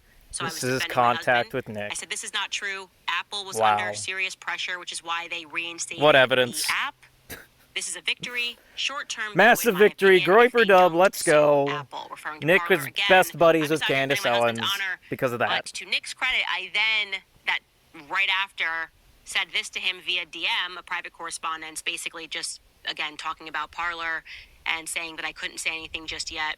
And that was our correspondence that we had that I truly did not remember. You can see it is dated course April not. 19th, 2021. That was decades so I was ago. sincere when I said that I didn't have any contact with Nick in 2022, but I did Literally forget this correspondence. So 4 years. back to the conversation. Over.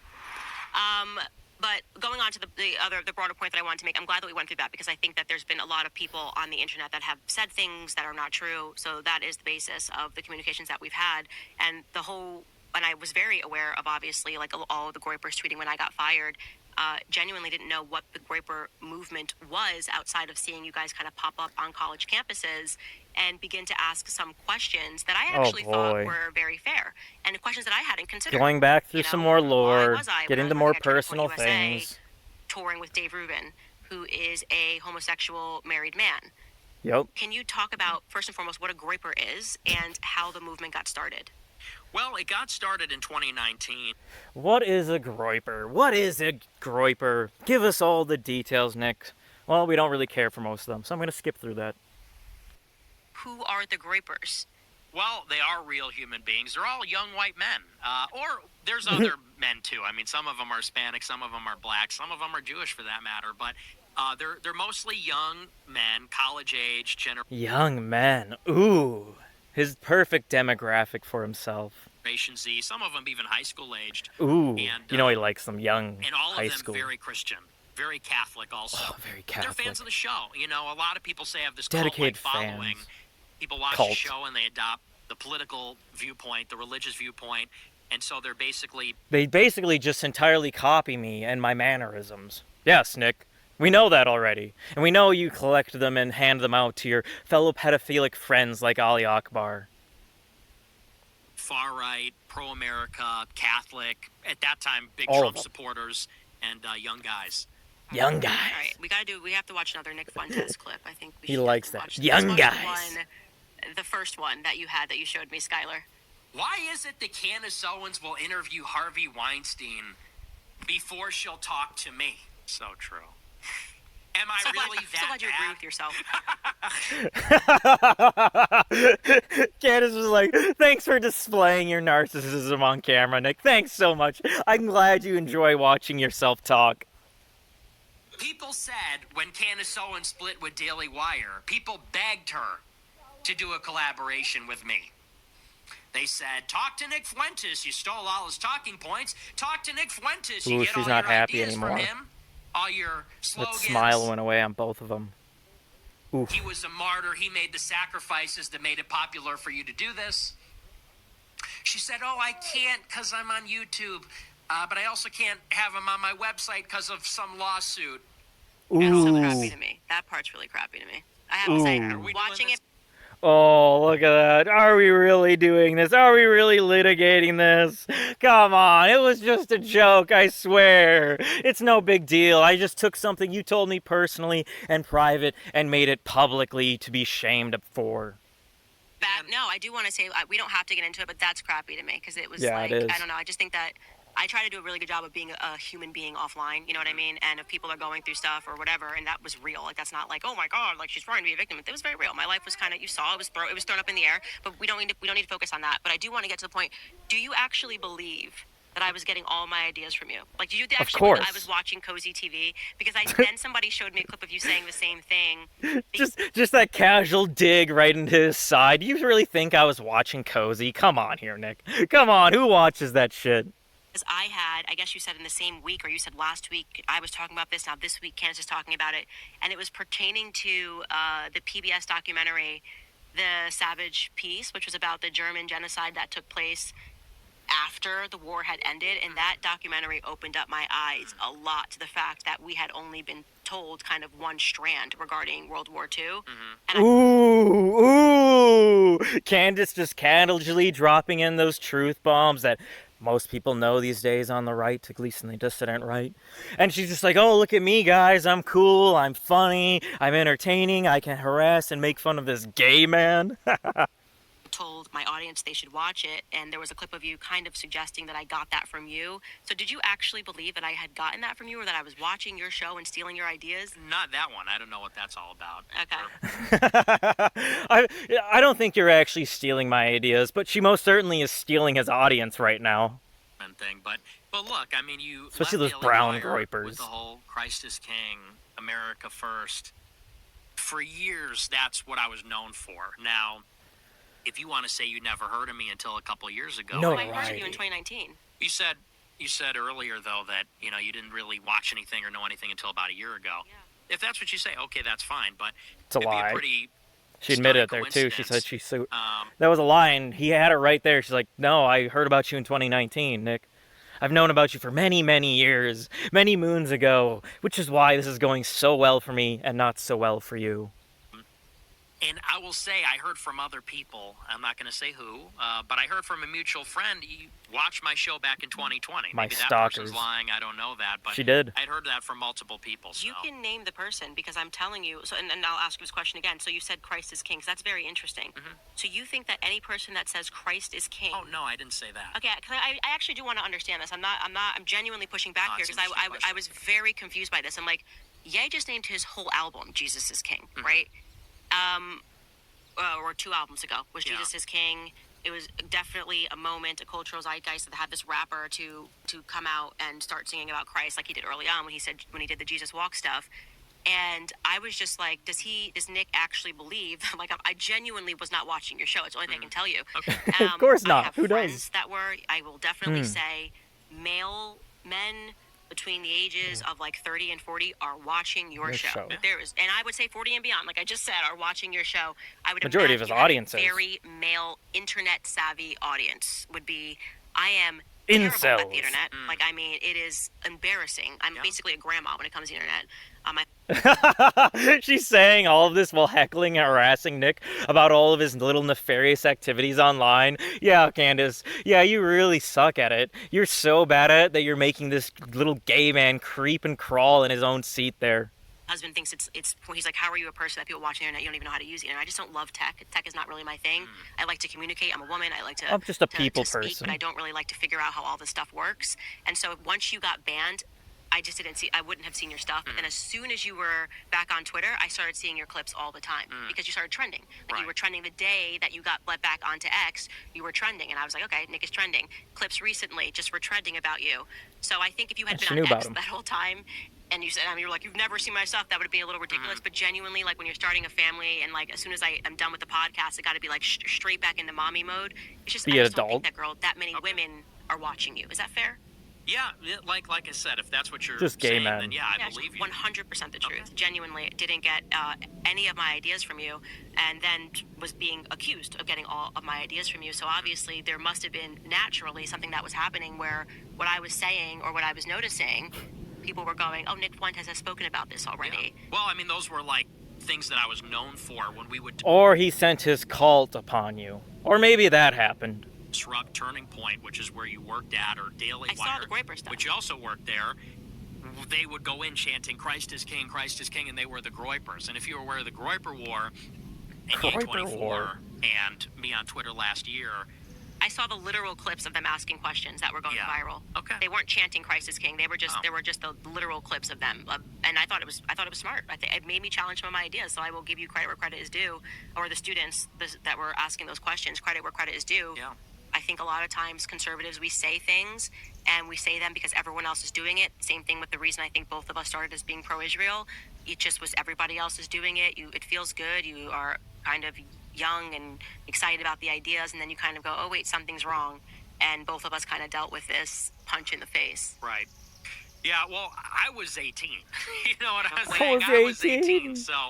You know, I was, I don't know that I was doing it because everybody else was doing it. I was just naive and stupid then. That was just the first thing I read. No, I'm not. That was the stuff that was out there. I swear. And then, yeah, I mean, and then you went through it. I mean, and hey, and likewise, credit where it's due. You know, maybe I've been unfair to you. I don't know. Just you, a tad. You know, and like you said, we talked once and twice. We finally got there. No, but it's true, and I've never. This is we finally got there. We had this whole rant. You trying to convince me that you knew me and that I should have been let on the show, only to come out eventually and admit that he was wrong. That's right. For the first time in Nick's life, he admitted to being wrong about something. First time I've met you, and I don't glorious know you, opportunity. Excellent work, Candace. Applause. Maybe I've been Queen. Literal queen. They did put you through the queen. And I don't even need to tell you that. You know it, and everyone knows it, and it sucks. I actually thought you were a Fed at one point. I know. Yeah. Just drops that. I kind of think you're like a Fed, Nick. I kind of think you're a rather suspicious character. Why didn't you go to prison from January 6th? Glorious stuff. I'm sitting here going, going, this makes no sense. I literally just am being punched in the face 1,000 times. Everyone's coming after me. What did I do? I tweet the hashtag Christ is King, and like my whole life is over. And now I kind of understand that it was because people were watching your show and they were Right. And truly, people could just be ignorant. It's just like I said, it's not female content. I would not describe you as like all the moms are lining up to watch Nick Fuentes. Some moms love Some me. moms Okay? love you, There's I'm some sure, Moms, they but love as Only your mom, Nick. Only your mommy loves you. Everybody else finds you kind of weird and gross and creepy.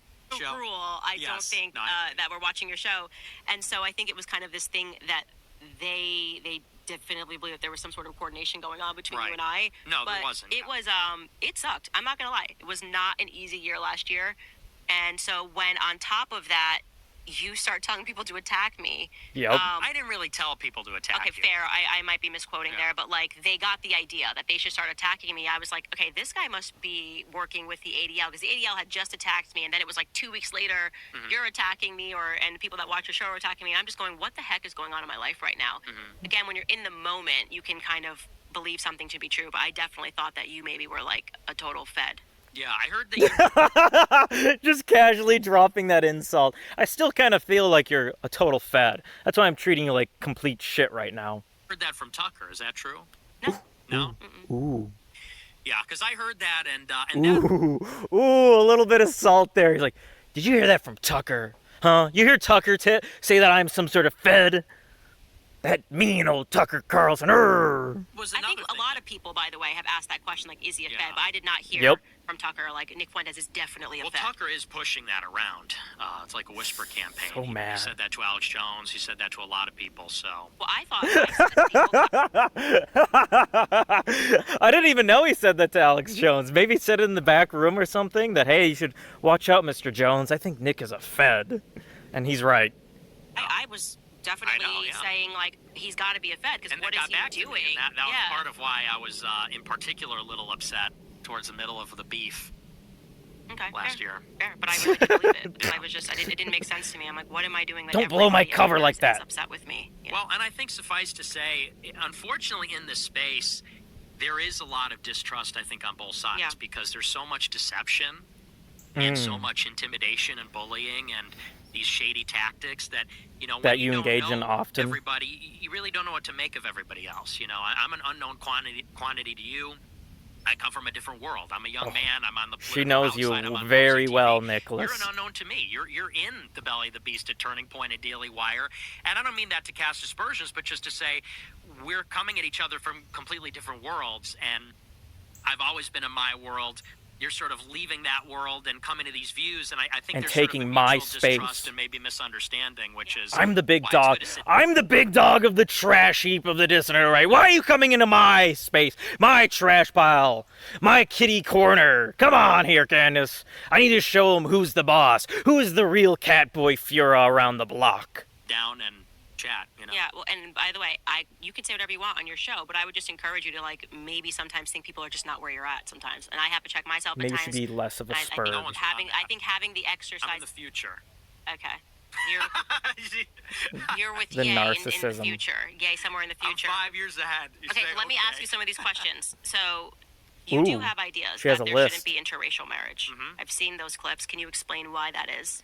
Yeah, it's not that I don't think there should be Okay, and this is where things get very interesting. But we don't need to hear all the nonsense from Owens.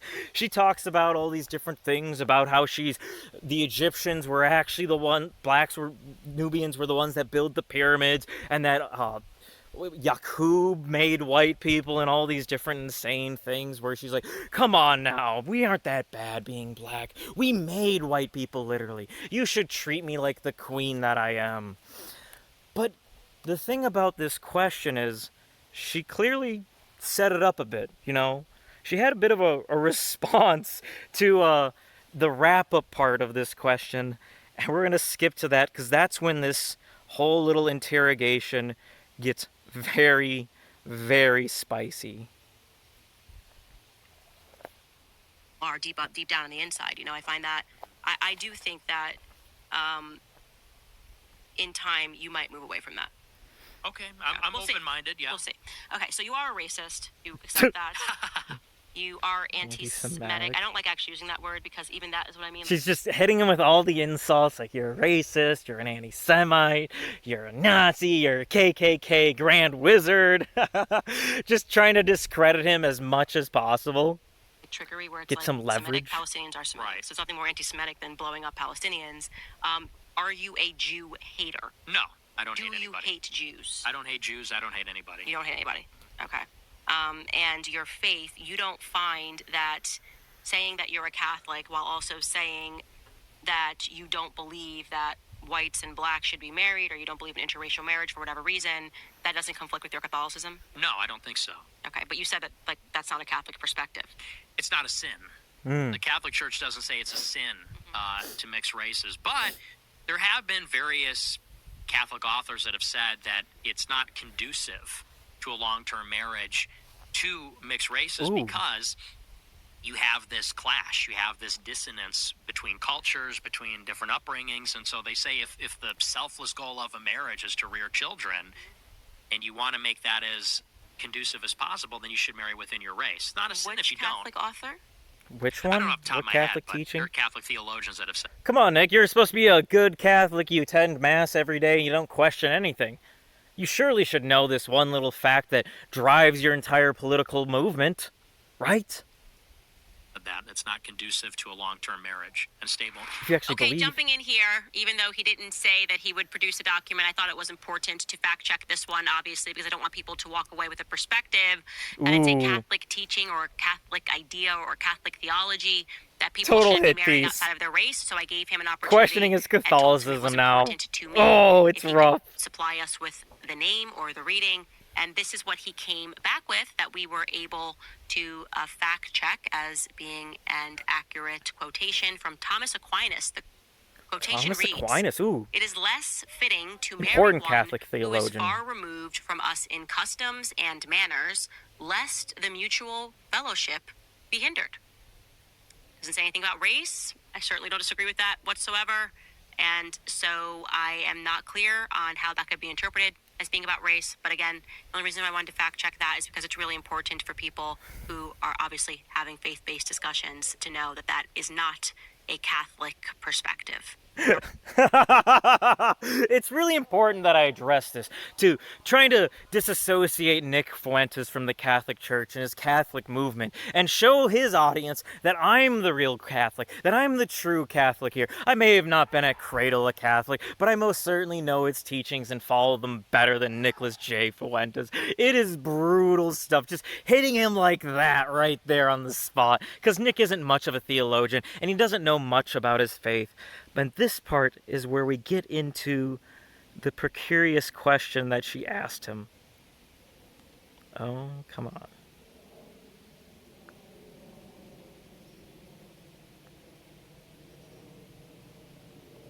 As if we're not related. It's almost as if I never existed. And there's something very disturbing to me about that. And I can understand why people are okay with that. You know, because people have various feelings about race. They say, I don't care about my race or whatever, but Nick surely cares. Okay, that's totally fine. And like I said, it's not a Catholic doctrinal perspective. Yeah. It's your... And that's the thing, it's his personal belief, okay? You know, there's something that Nick is known as and referred to as throughout history, and that's a black. And I'm not talking about his skin or his racial makeup. No, I'm talking about his political aspirations. You know, in 1920s and 1930s Germany, when the NSDAP was coming up and trying to get up in its movement, the nationalists were fighting this group called the Center Party, which was a Catholic movement across Germany that took a position of Catholic supremacy. And they were accused of being politically Catholic, okay? It's not that Catholicism was influencing their politics, it was that their politics was influencing their Catholicism. And Adolf had some serious issues with that, which is why he took a stance of being above confession and being above, you know, the dedicated part of his faith and taking a pan-Germanist stance. And Nick is very similar to that, where his Catholicism isn't influencing his politics, but his politics is influencing his brand of Catholicism. Perspective, you're entitled to it. You can marry whoever you want. That's the point of free country. But would you make the argument that it should be legislative? No, I don't think it should be legislated at all. Okay. No, It's just your perspective. Yeah. it's my value. Listen, by the way, you're allowed to have a type. That's one of the things I think I don't personally care if people tell me I'm not attracted to black women, I'm not attracted to Spanish women, whatever it is. Do your thing. You know what I mean? That's the reason why you're allowed to be you and I'm allowed to be me. A question that I would ask you then is what is your dating life? Oh, she hit him there real rough, real brutal. There's no way she didn't set that up. She even said in the beginning, she's like, I have a few more questions that I want to ask you. You surely don't think that wasn't on her line and list of questions to ask immediately after asking him about his interracial relationship stance? I don't have a dating life. So you don't date? No. You have a perspective about who you want to marry? Do you intend to get married? I do intend to get married and have kids. So where are you at? Do you? I'm trying to get prepared for that mentally. What does that mean? You're 26 years old. I like my life. I like being single. I like being a guy. I like what I like. I like reading books. I like doing my show. I'm a pretty antisocial person. Ooh, I And admit it's that. a big adjustment for a man. You're on social media, but you're just an antisocial person. It's a hard adjustment. I can't read books and do my show while having a family. It's not like Candace Owens does that. To go from having a life where you can do whatever you want, go wherever you want, unaccountable, everything like that. No To then responsibility. you have to be roommates with women and children. It's a totally different. Roommates? What a weird, a representation of your wife and children being just your, nagging roommates that are making messes that you have to deal with. Different lifestyle, and for someone like myself, I'm a pretty eccentric and kind of out there person. I don't have a regular sleep schedule. I'm awake all night. I'm asleep all day. And my sleep schedule's moving not around good. all the time. I like to go out on drives all the time. The idea of my I can't sacrifice any of these things for me to start a family. It's just too much work, Candace. You wouldn't understand. You wouldn't understand that I can't have a wife and children and get bussy on the side if I do that. wife sending me out the door. Okay, be home by 10. Call me and tell me where you're going. Or, I go on a trip. I gotta. You don't go anywhere. You're antisocial. What do you mean? You're going around a drive around the block. I don't think your wife's concerned about it unless you're going around a drive to the block to go to your local gay bar and hook up with some dude. The car seats and buy all the plane tickets and stuff like that. It's kind of cramping my style, so I'm trying to Your get over homosexual that, I guess, but that's style. maturing. Yeah, I think you should probably mature on that point. I mean, Yeah, I know. Brutal. You gotta tell me, I know. I want to go for drives. That would be something. I mean, if you are, do you attend the mass? I do. Do you go every Sunday? I do, yeah. Okay, so you're like a committed Catholic, then obviously, the perspectives on family. I mean, I personally, and this would be me lecturing, but I just feel like Lecture you really 'em, girl. have no idea who you are until you Ooh, you don't know who start a you are. family. And whether that means just marriage, some people who are struggling to have children, okay, fine. But there's such a growth that happens because of that I think it informs your beliefs in so many ways. And I think that was a huge turning point for me. I wonder if I had been pressed with everything that happened last year, if I didn't have the unshaken faith in my family, what would I have done? And sometimes when I see the things that you say, I do think, okay, he doesn't take into account family. It's just Nick. Nick is in his own world, which can be, I think, a quite selfish perspective, which is fine. That's what you're saying. You like being selfish. Oh, you're selfish! You're selfish and needy! You don't care about anybody else but yourself. So true. Lay it off, queen. Which is another way to say what you just said. I like being selfish, and I don't want to give of myself to somebody else. But Ooh, I also think there's something selfless involved, which is to say, I'm I saving could go and America. start a family and drag them into a world of mine, which is pretty chaotic. Oh You no. know, I mean, is this really the kind of a lifestyle? This is where we get the If I'm smallest banned fiddle on in the everything world. and I can't make a living. I'm banned from banking. I'm banned from credit card processing. We already addressed this. I'm getting You doxxed. said it People again. showing up to my house trying to kill me. Things like that. Oh. And what's more, I mean, Not true. Let's also, I also don't appreciate the lecture. You don't know me, so. I know you're married. I know you're older than me, but You don't know me. you don't know I agree me. to that You don't now. know my life. You don't know my situation. I don't think you're in a position to Your give me advice, homosexual especially life. as a woman, honestly. Ooh. I don't think women, this is something in the right wing. We say we're anti-feminist. And then women go around telling men what to do, or not their husbands. Ooh, this is where this female hate comes in, that homosexual female hate. Don't tell me what to do, woman. Don't tell me to start a family. I want to get dicked down, baby. And, I don't really buy into that ideologically, but that's besides the point. My life has been tumultuous from the very beginning. From the time I turned 18, people were coming for my neck and trying to get me, and I was trying to find the college, sympathy. And then, once you're branded as an anti-Semite, before it became cool or popular, can't get a job, can't make a living, get banned from PayPal, all this kind of stuff. That's a very difficult environment to try to have a dating life. What do? I go out on Tinder, I go to a bar, and I say, hey, I'm No, you go on Grindr, Nick. That the ADL is writing articles about every day. I'm going to start a dating profile on Tinder.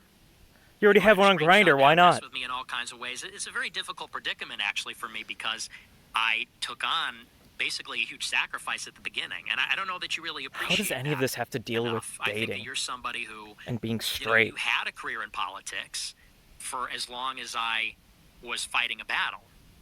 You were at Daily Wire with a contract. You're at Turning Point. You're making good money. You're doing book deals. You're part of this thing that I'm criticizing and paying a very... He's really trying to dodge this whole question, trying to avoid it as much as possible, talking about all this random nonsense that has nothing to do with about him, like, just taking a girl out for dinner, like once or twice a week. It's not that hard. Maybe catch a movie. Maybe have some quality time together. No, it's just, it's me. I was banned on YouTube. Why? That happened like 5 years ago. Come on, Nick. Get your shit together. Not get shit inside your butt either. Heavy price for at a time when no one's saying those things, when it's very unpopular. And it's not to say that I'm a victim, because I did it willingly and I love it and I would do it again. But it is to say that, you and I have lived very different lives. And it's easy, I think, for you to say you had your husband, have your kids, you got your ducks in a row, made quite a bit of money, then you discovered the truth. And then you're already a millionaire, Nick. That's not to say you didn't make sacrifices and it wasn't a risk, and it paid off. You're doing great now, and I congratulate you. And I want a piece of that pie. There was no calculation. I mean, I almost want to say I was 17. What's your excuse? I was 17 and I woke up. She's just sitting there analyzing him. Bucket of ice cold water, as you say. I made a lot of enemies, and maybe that wasn't wise. No, it wasn't. But especially not Owens. I took on extremely heavy cost for my personal life. Yeah, like this interrogation. So that I can't have a personal life. I don't even have many friends. Forget about, dating women. I can't even really have a lot of male friends because there's such an incentive to betray me, to turn... I can't even have any friends! Why should we be looking at electing you as president or leader of America anytime soon? What do you mean? I can't have friends! They're all betraying me! I most certainly didn't stab Patrick Casey and Jade McNeil in the back. No! It was all their fault! It was Smiley's fault for being an attractive young man, taking advantage of a gross, disgusting, perverted pedophile known as Ali Akbar. It's everybody else's fault but mine for not being straight. You're back on me because there are people that are being paid to attack me all the time on Twitter or for information about me, things like that. Because it's funny. It's something like everything else that I'm figuring out one step at a time, just like my show and, when I get banned from something, whether or not... Okay, one step at a time. Why not take that step, Nick? Why not talk to a female that you're attracted to? If you can, actually. I'll be able to have a family and kids and what that'll look like. But, I mean, it's a little more complicated, I think, than maybe you understand. Oof. I feel like you just got super triggered by me just saying something so casual. What was that about? Look at that face. Look at that face. He's triggered. He's mad. He's so pissed off. He's like, come on now. Come on. I'm trying to be an honest and good discussion with you, and you're coming in with these insults, these jabs. That's a full-on decapitation right there. I think you're a little bit triggered there. Come on, Nicholas. And look at that. It looks like he just shat himself. He's just like... See, I don't appreciate you're a woman. that. You're like, you're a woman, duh, man. Just like, I was just having a conversation with you, just being like, hey, like, you there's a lot of growth that comes from when you start a family. Like, that's like it's like. Come on, this is like totally casual, bro. Triggered there and got like a little upset. I don't know what I did there. I don't like that you say triggered. But you were a little bit. I'm Triggered. being candid. I'm being. Candid with You are and triggered. Saying, "Oh, a woman does." It's like okay. You're It's talking so about my great. personal life. You're talking about my personal. Yeah, we're having a. Wow, Nick! Wow! It's almost like you should have said that from the start. Almost when she was started asking you about your age, your parents, whether they're divorced, whether you attend mass every Sunday. Maybe you should have, pointed out like, yeah, let's not talk about my personal life. Especially when she asked you about dating. She's like, he'd be like, you know what? I have some women lined up that I'm talking to, but I'm not comfortable admitting to who they are and what I'm engaging with. It's really that easy. But he can't do that because that would be lying. And he's a good Christian, so he wouldn't lie. He would just lie about not having anal every now and then. Conversation. I talked to tons of people about their personal lives. Like, why do you feel like this is? That wasn't a line of attack, Nick. Yes, it was. So why you kind of responded like you were just attacked? Because you were. You're giving me this lecture, giving me this advice about things, and telling me, you don't know who you are, and all this kind of stuff. I said that when people start families, You don't know does who you are. Your perspectives a lot, and sometimes when I see these clips of you floating around or certain things that you do or say, You said it I'm does. selfish. It does. Yeah. Well, you always were selfish. And I just don't really. You said I don't want to. It's all coming together now, folks. He's like, wait a minute, you're kind of like talking a lot of shit about me to my face. And I'm just sitting here smiling and nodding like a dumbass. What are you talking about? You just said that the reason that you didn't want to have a family, when I asked the question or didn't start a family, you said was because I like to drive alone in my car. I don't really want to have to come home and have to deal with roommates, as you referred to, children and a wife. Savage. You want to stay selfish. You want to, you want to be in your own world. That's a fair assessment of Peter Pan in terms syndrome. Of in my development, I'm trying to get over some of those aspects. That is selfish, right? I mean, I'm trying to get over a few cocks and bumps and these things every now and then. Some of my temptations. Just let me work it out, Candace, on my own. Fair assessment. I think that's a judgmental. Selfish. You want to spend time with yourself. You don't want to invite people into your space. I think I used that word exactly as it should be used. Well, and I'm explaining why there's multiple aspects to it too. It's not just as simple as that. That's fine, but acting like I tried to offend you. There's multiple aspects, multiple booty holes to it too, like Milo's. When I just I'm not gave saying you you tried word to use, I definitely did not try to offend you when I was asking you about family. You ask people about themselves. Okay. That's for the same reason that I asked you about what you were up to in high school and what your priorities were, what you were doing in college. It's because it's a natural point. You're 26 years old. People are going to ask you, okay, you have all these perspectives. You're saying you have all this money. A very natural transition. You're talking about the fact that you don't believe people should interracially marry, correct? Yeah. I think it's pretty fair to then move on to discussion and ask you about marriage. There wasn't some trap there. Yeah, no, and I don't think that's my issue with it. This wasn't a trap, I swear. I didn't set this whole up. I didn't have these questions lined up for you. Most certainly not. But I don't think I got triggered. I think I gave you a real response. You got real triggered. You were like, listen, woman, don't ask me what I'm doing. I didn't say listen. Look, I happen to believe that I don't like... You said I appreciate not being lectured by a woman. Because I'm a gay man and I can decide what's right for a gay man to do. Women tell me what to do in general. I didn't tell you what to do. I said that when you get married... You said you wanted to get married. You said you're giving me a lecture. You said yeah. You I said, well, this may sound like a lecture because I'm sounding like an old timer here, but I didn't tell you what to do. Okay. Like if you're giving a lecture on any topic, hey, this is what's She's really great about trying to marriage. play it I didn't off. say, Nick, you need to get married right now. I just feel like it's pointed. I feel like a lot of these questions are pointed, but maybe that's just me and I'm imagining. Genuinely, you're imagining it. Yeah, I don't think anybody watching that is gonna be like, that was a setup. After he talked about interracial marriage for her to... That was a setup. Begins to laugh. She couldn't contain it. She's just like, it was a setup, but I gotta lie straight to your face, right in your eyes. Ask him his perspectives on his own life and what if he's dating people. To be honest, if you want me to psychoanalyze that, I feel... Well, I don't, but... Feel free. Yeah, I feel free. Thanks.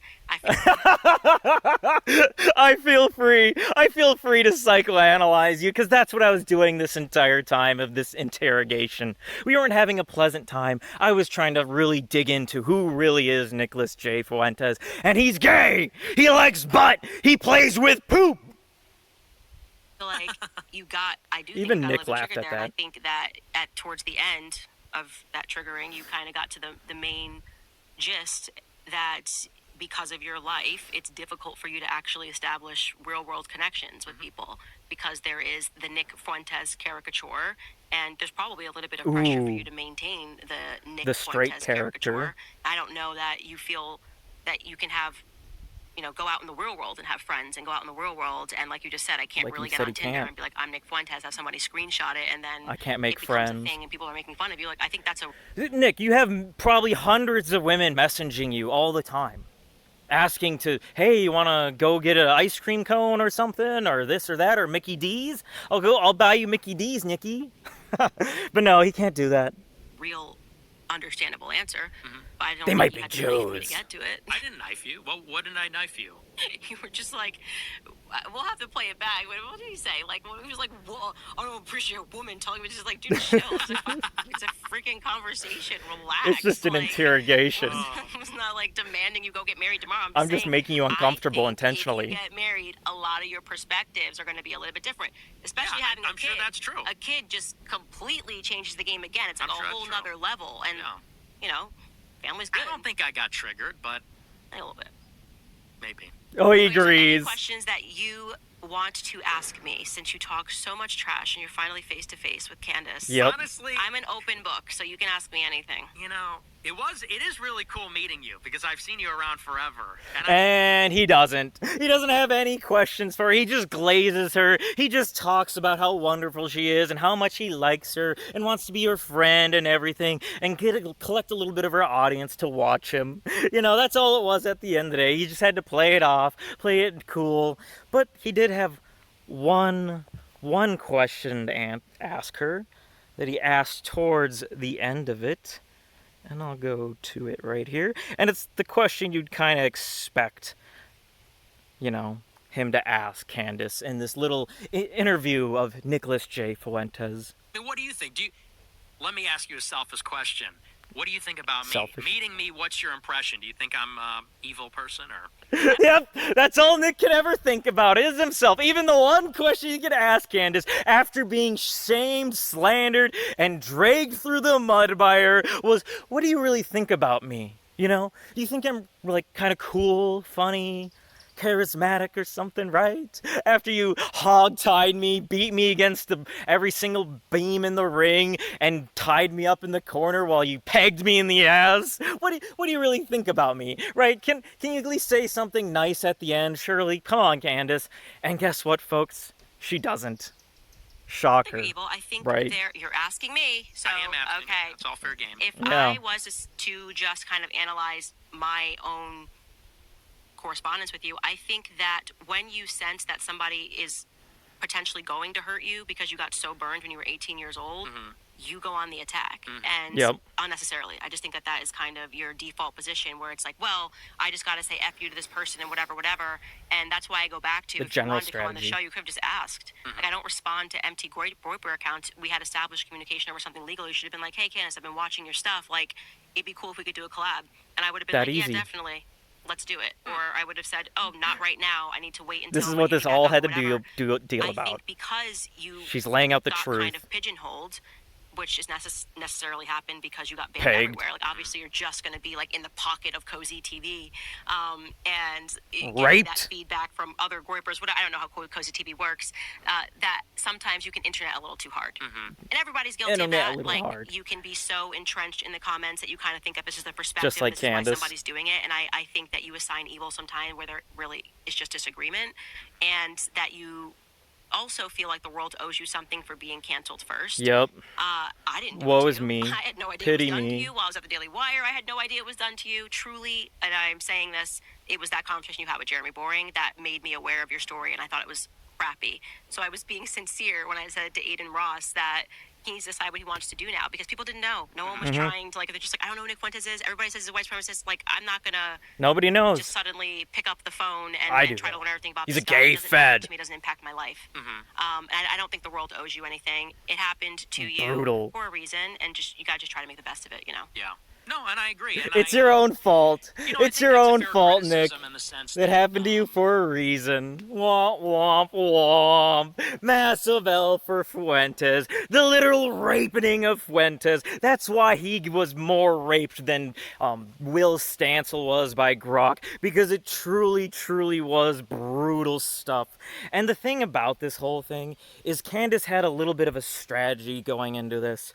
And it was an interrogation technique known for asking personal questions where you're building up rapport and establishing a baseline. She's being friendly to him, asking him simple questions about his age, about his parents, about going to mass and things like that. And then you start assessing the credibility and detecting deception, whether he's lying or not. When she was grilling him on Dave Smith, like, why don't you really like Dave Smith? Tell me the truth here, Nick. And he was constantly lying and lying. She's pointing out, ooh, that's his habit while he's lying there. That's why his habit is lying there. And then finally at that point, gaining leverage and putting on the pressure to point out that he's gay and an incel and alone, and he'll always be alone. So I've been the King's Fool, and I hope you all have a good one.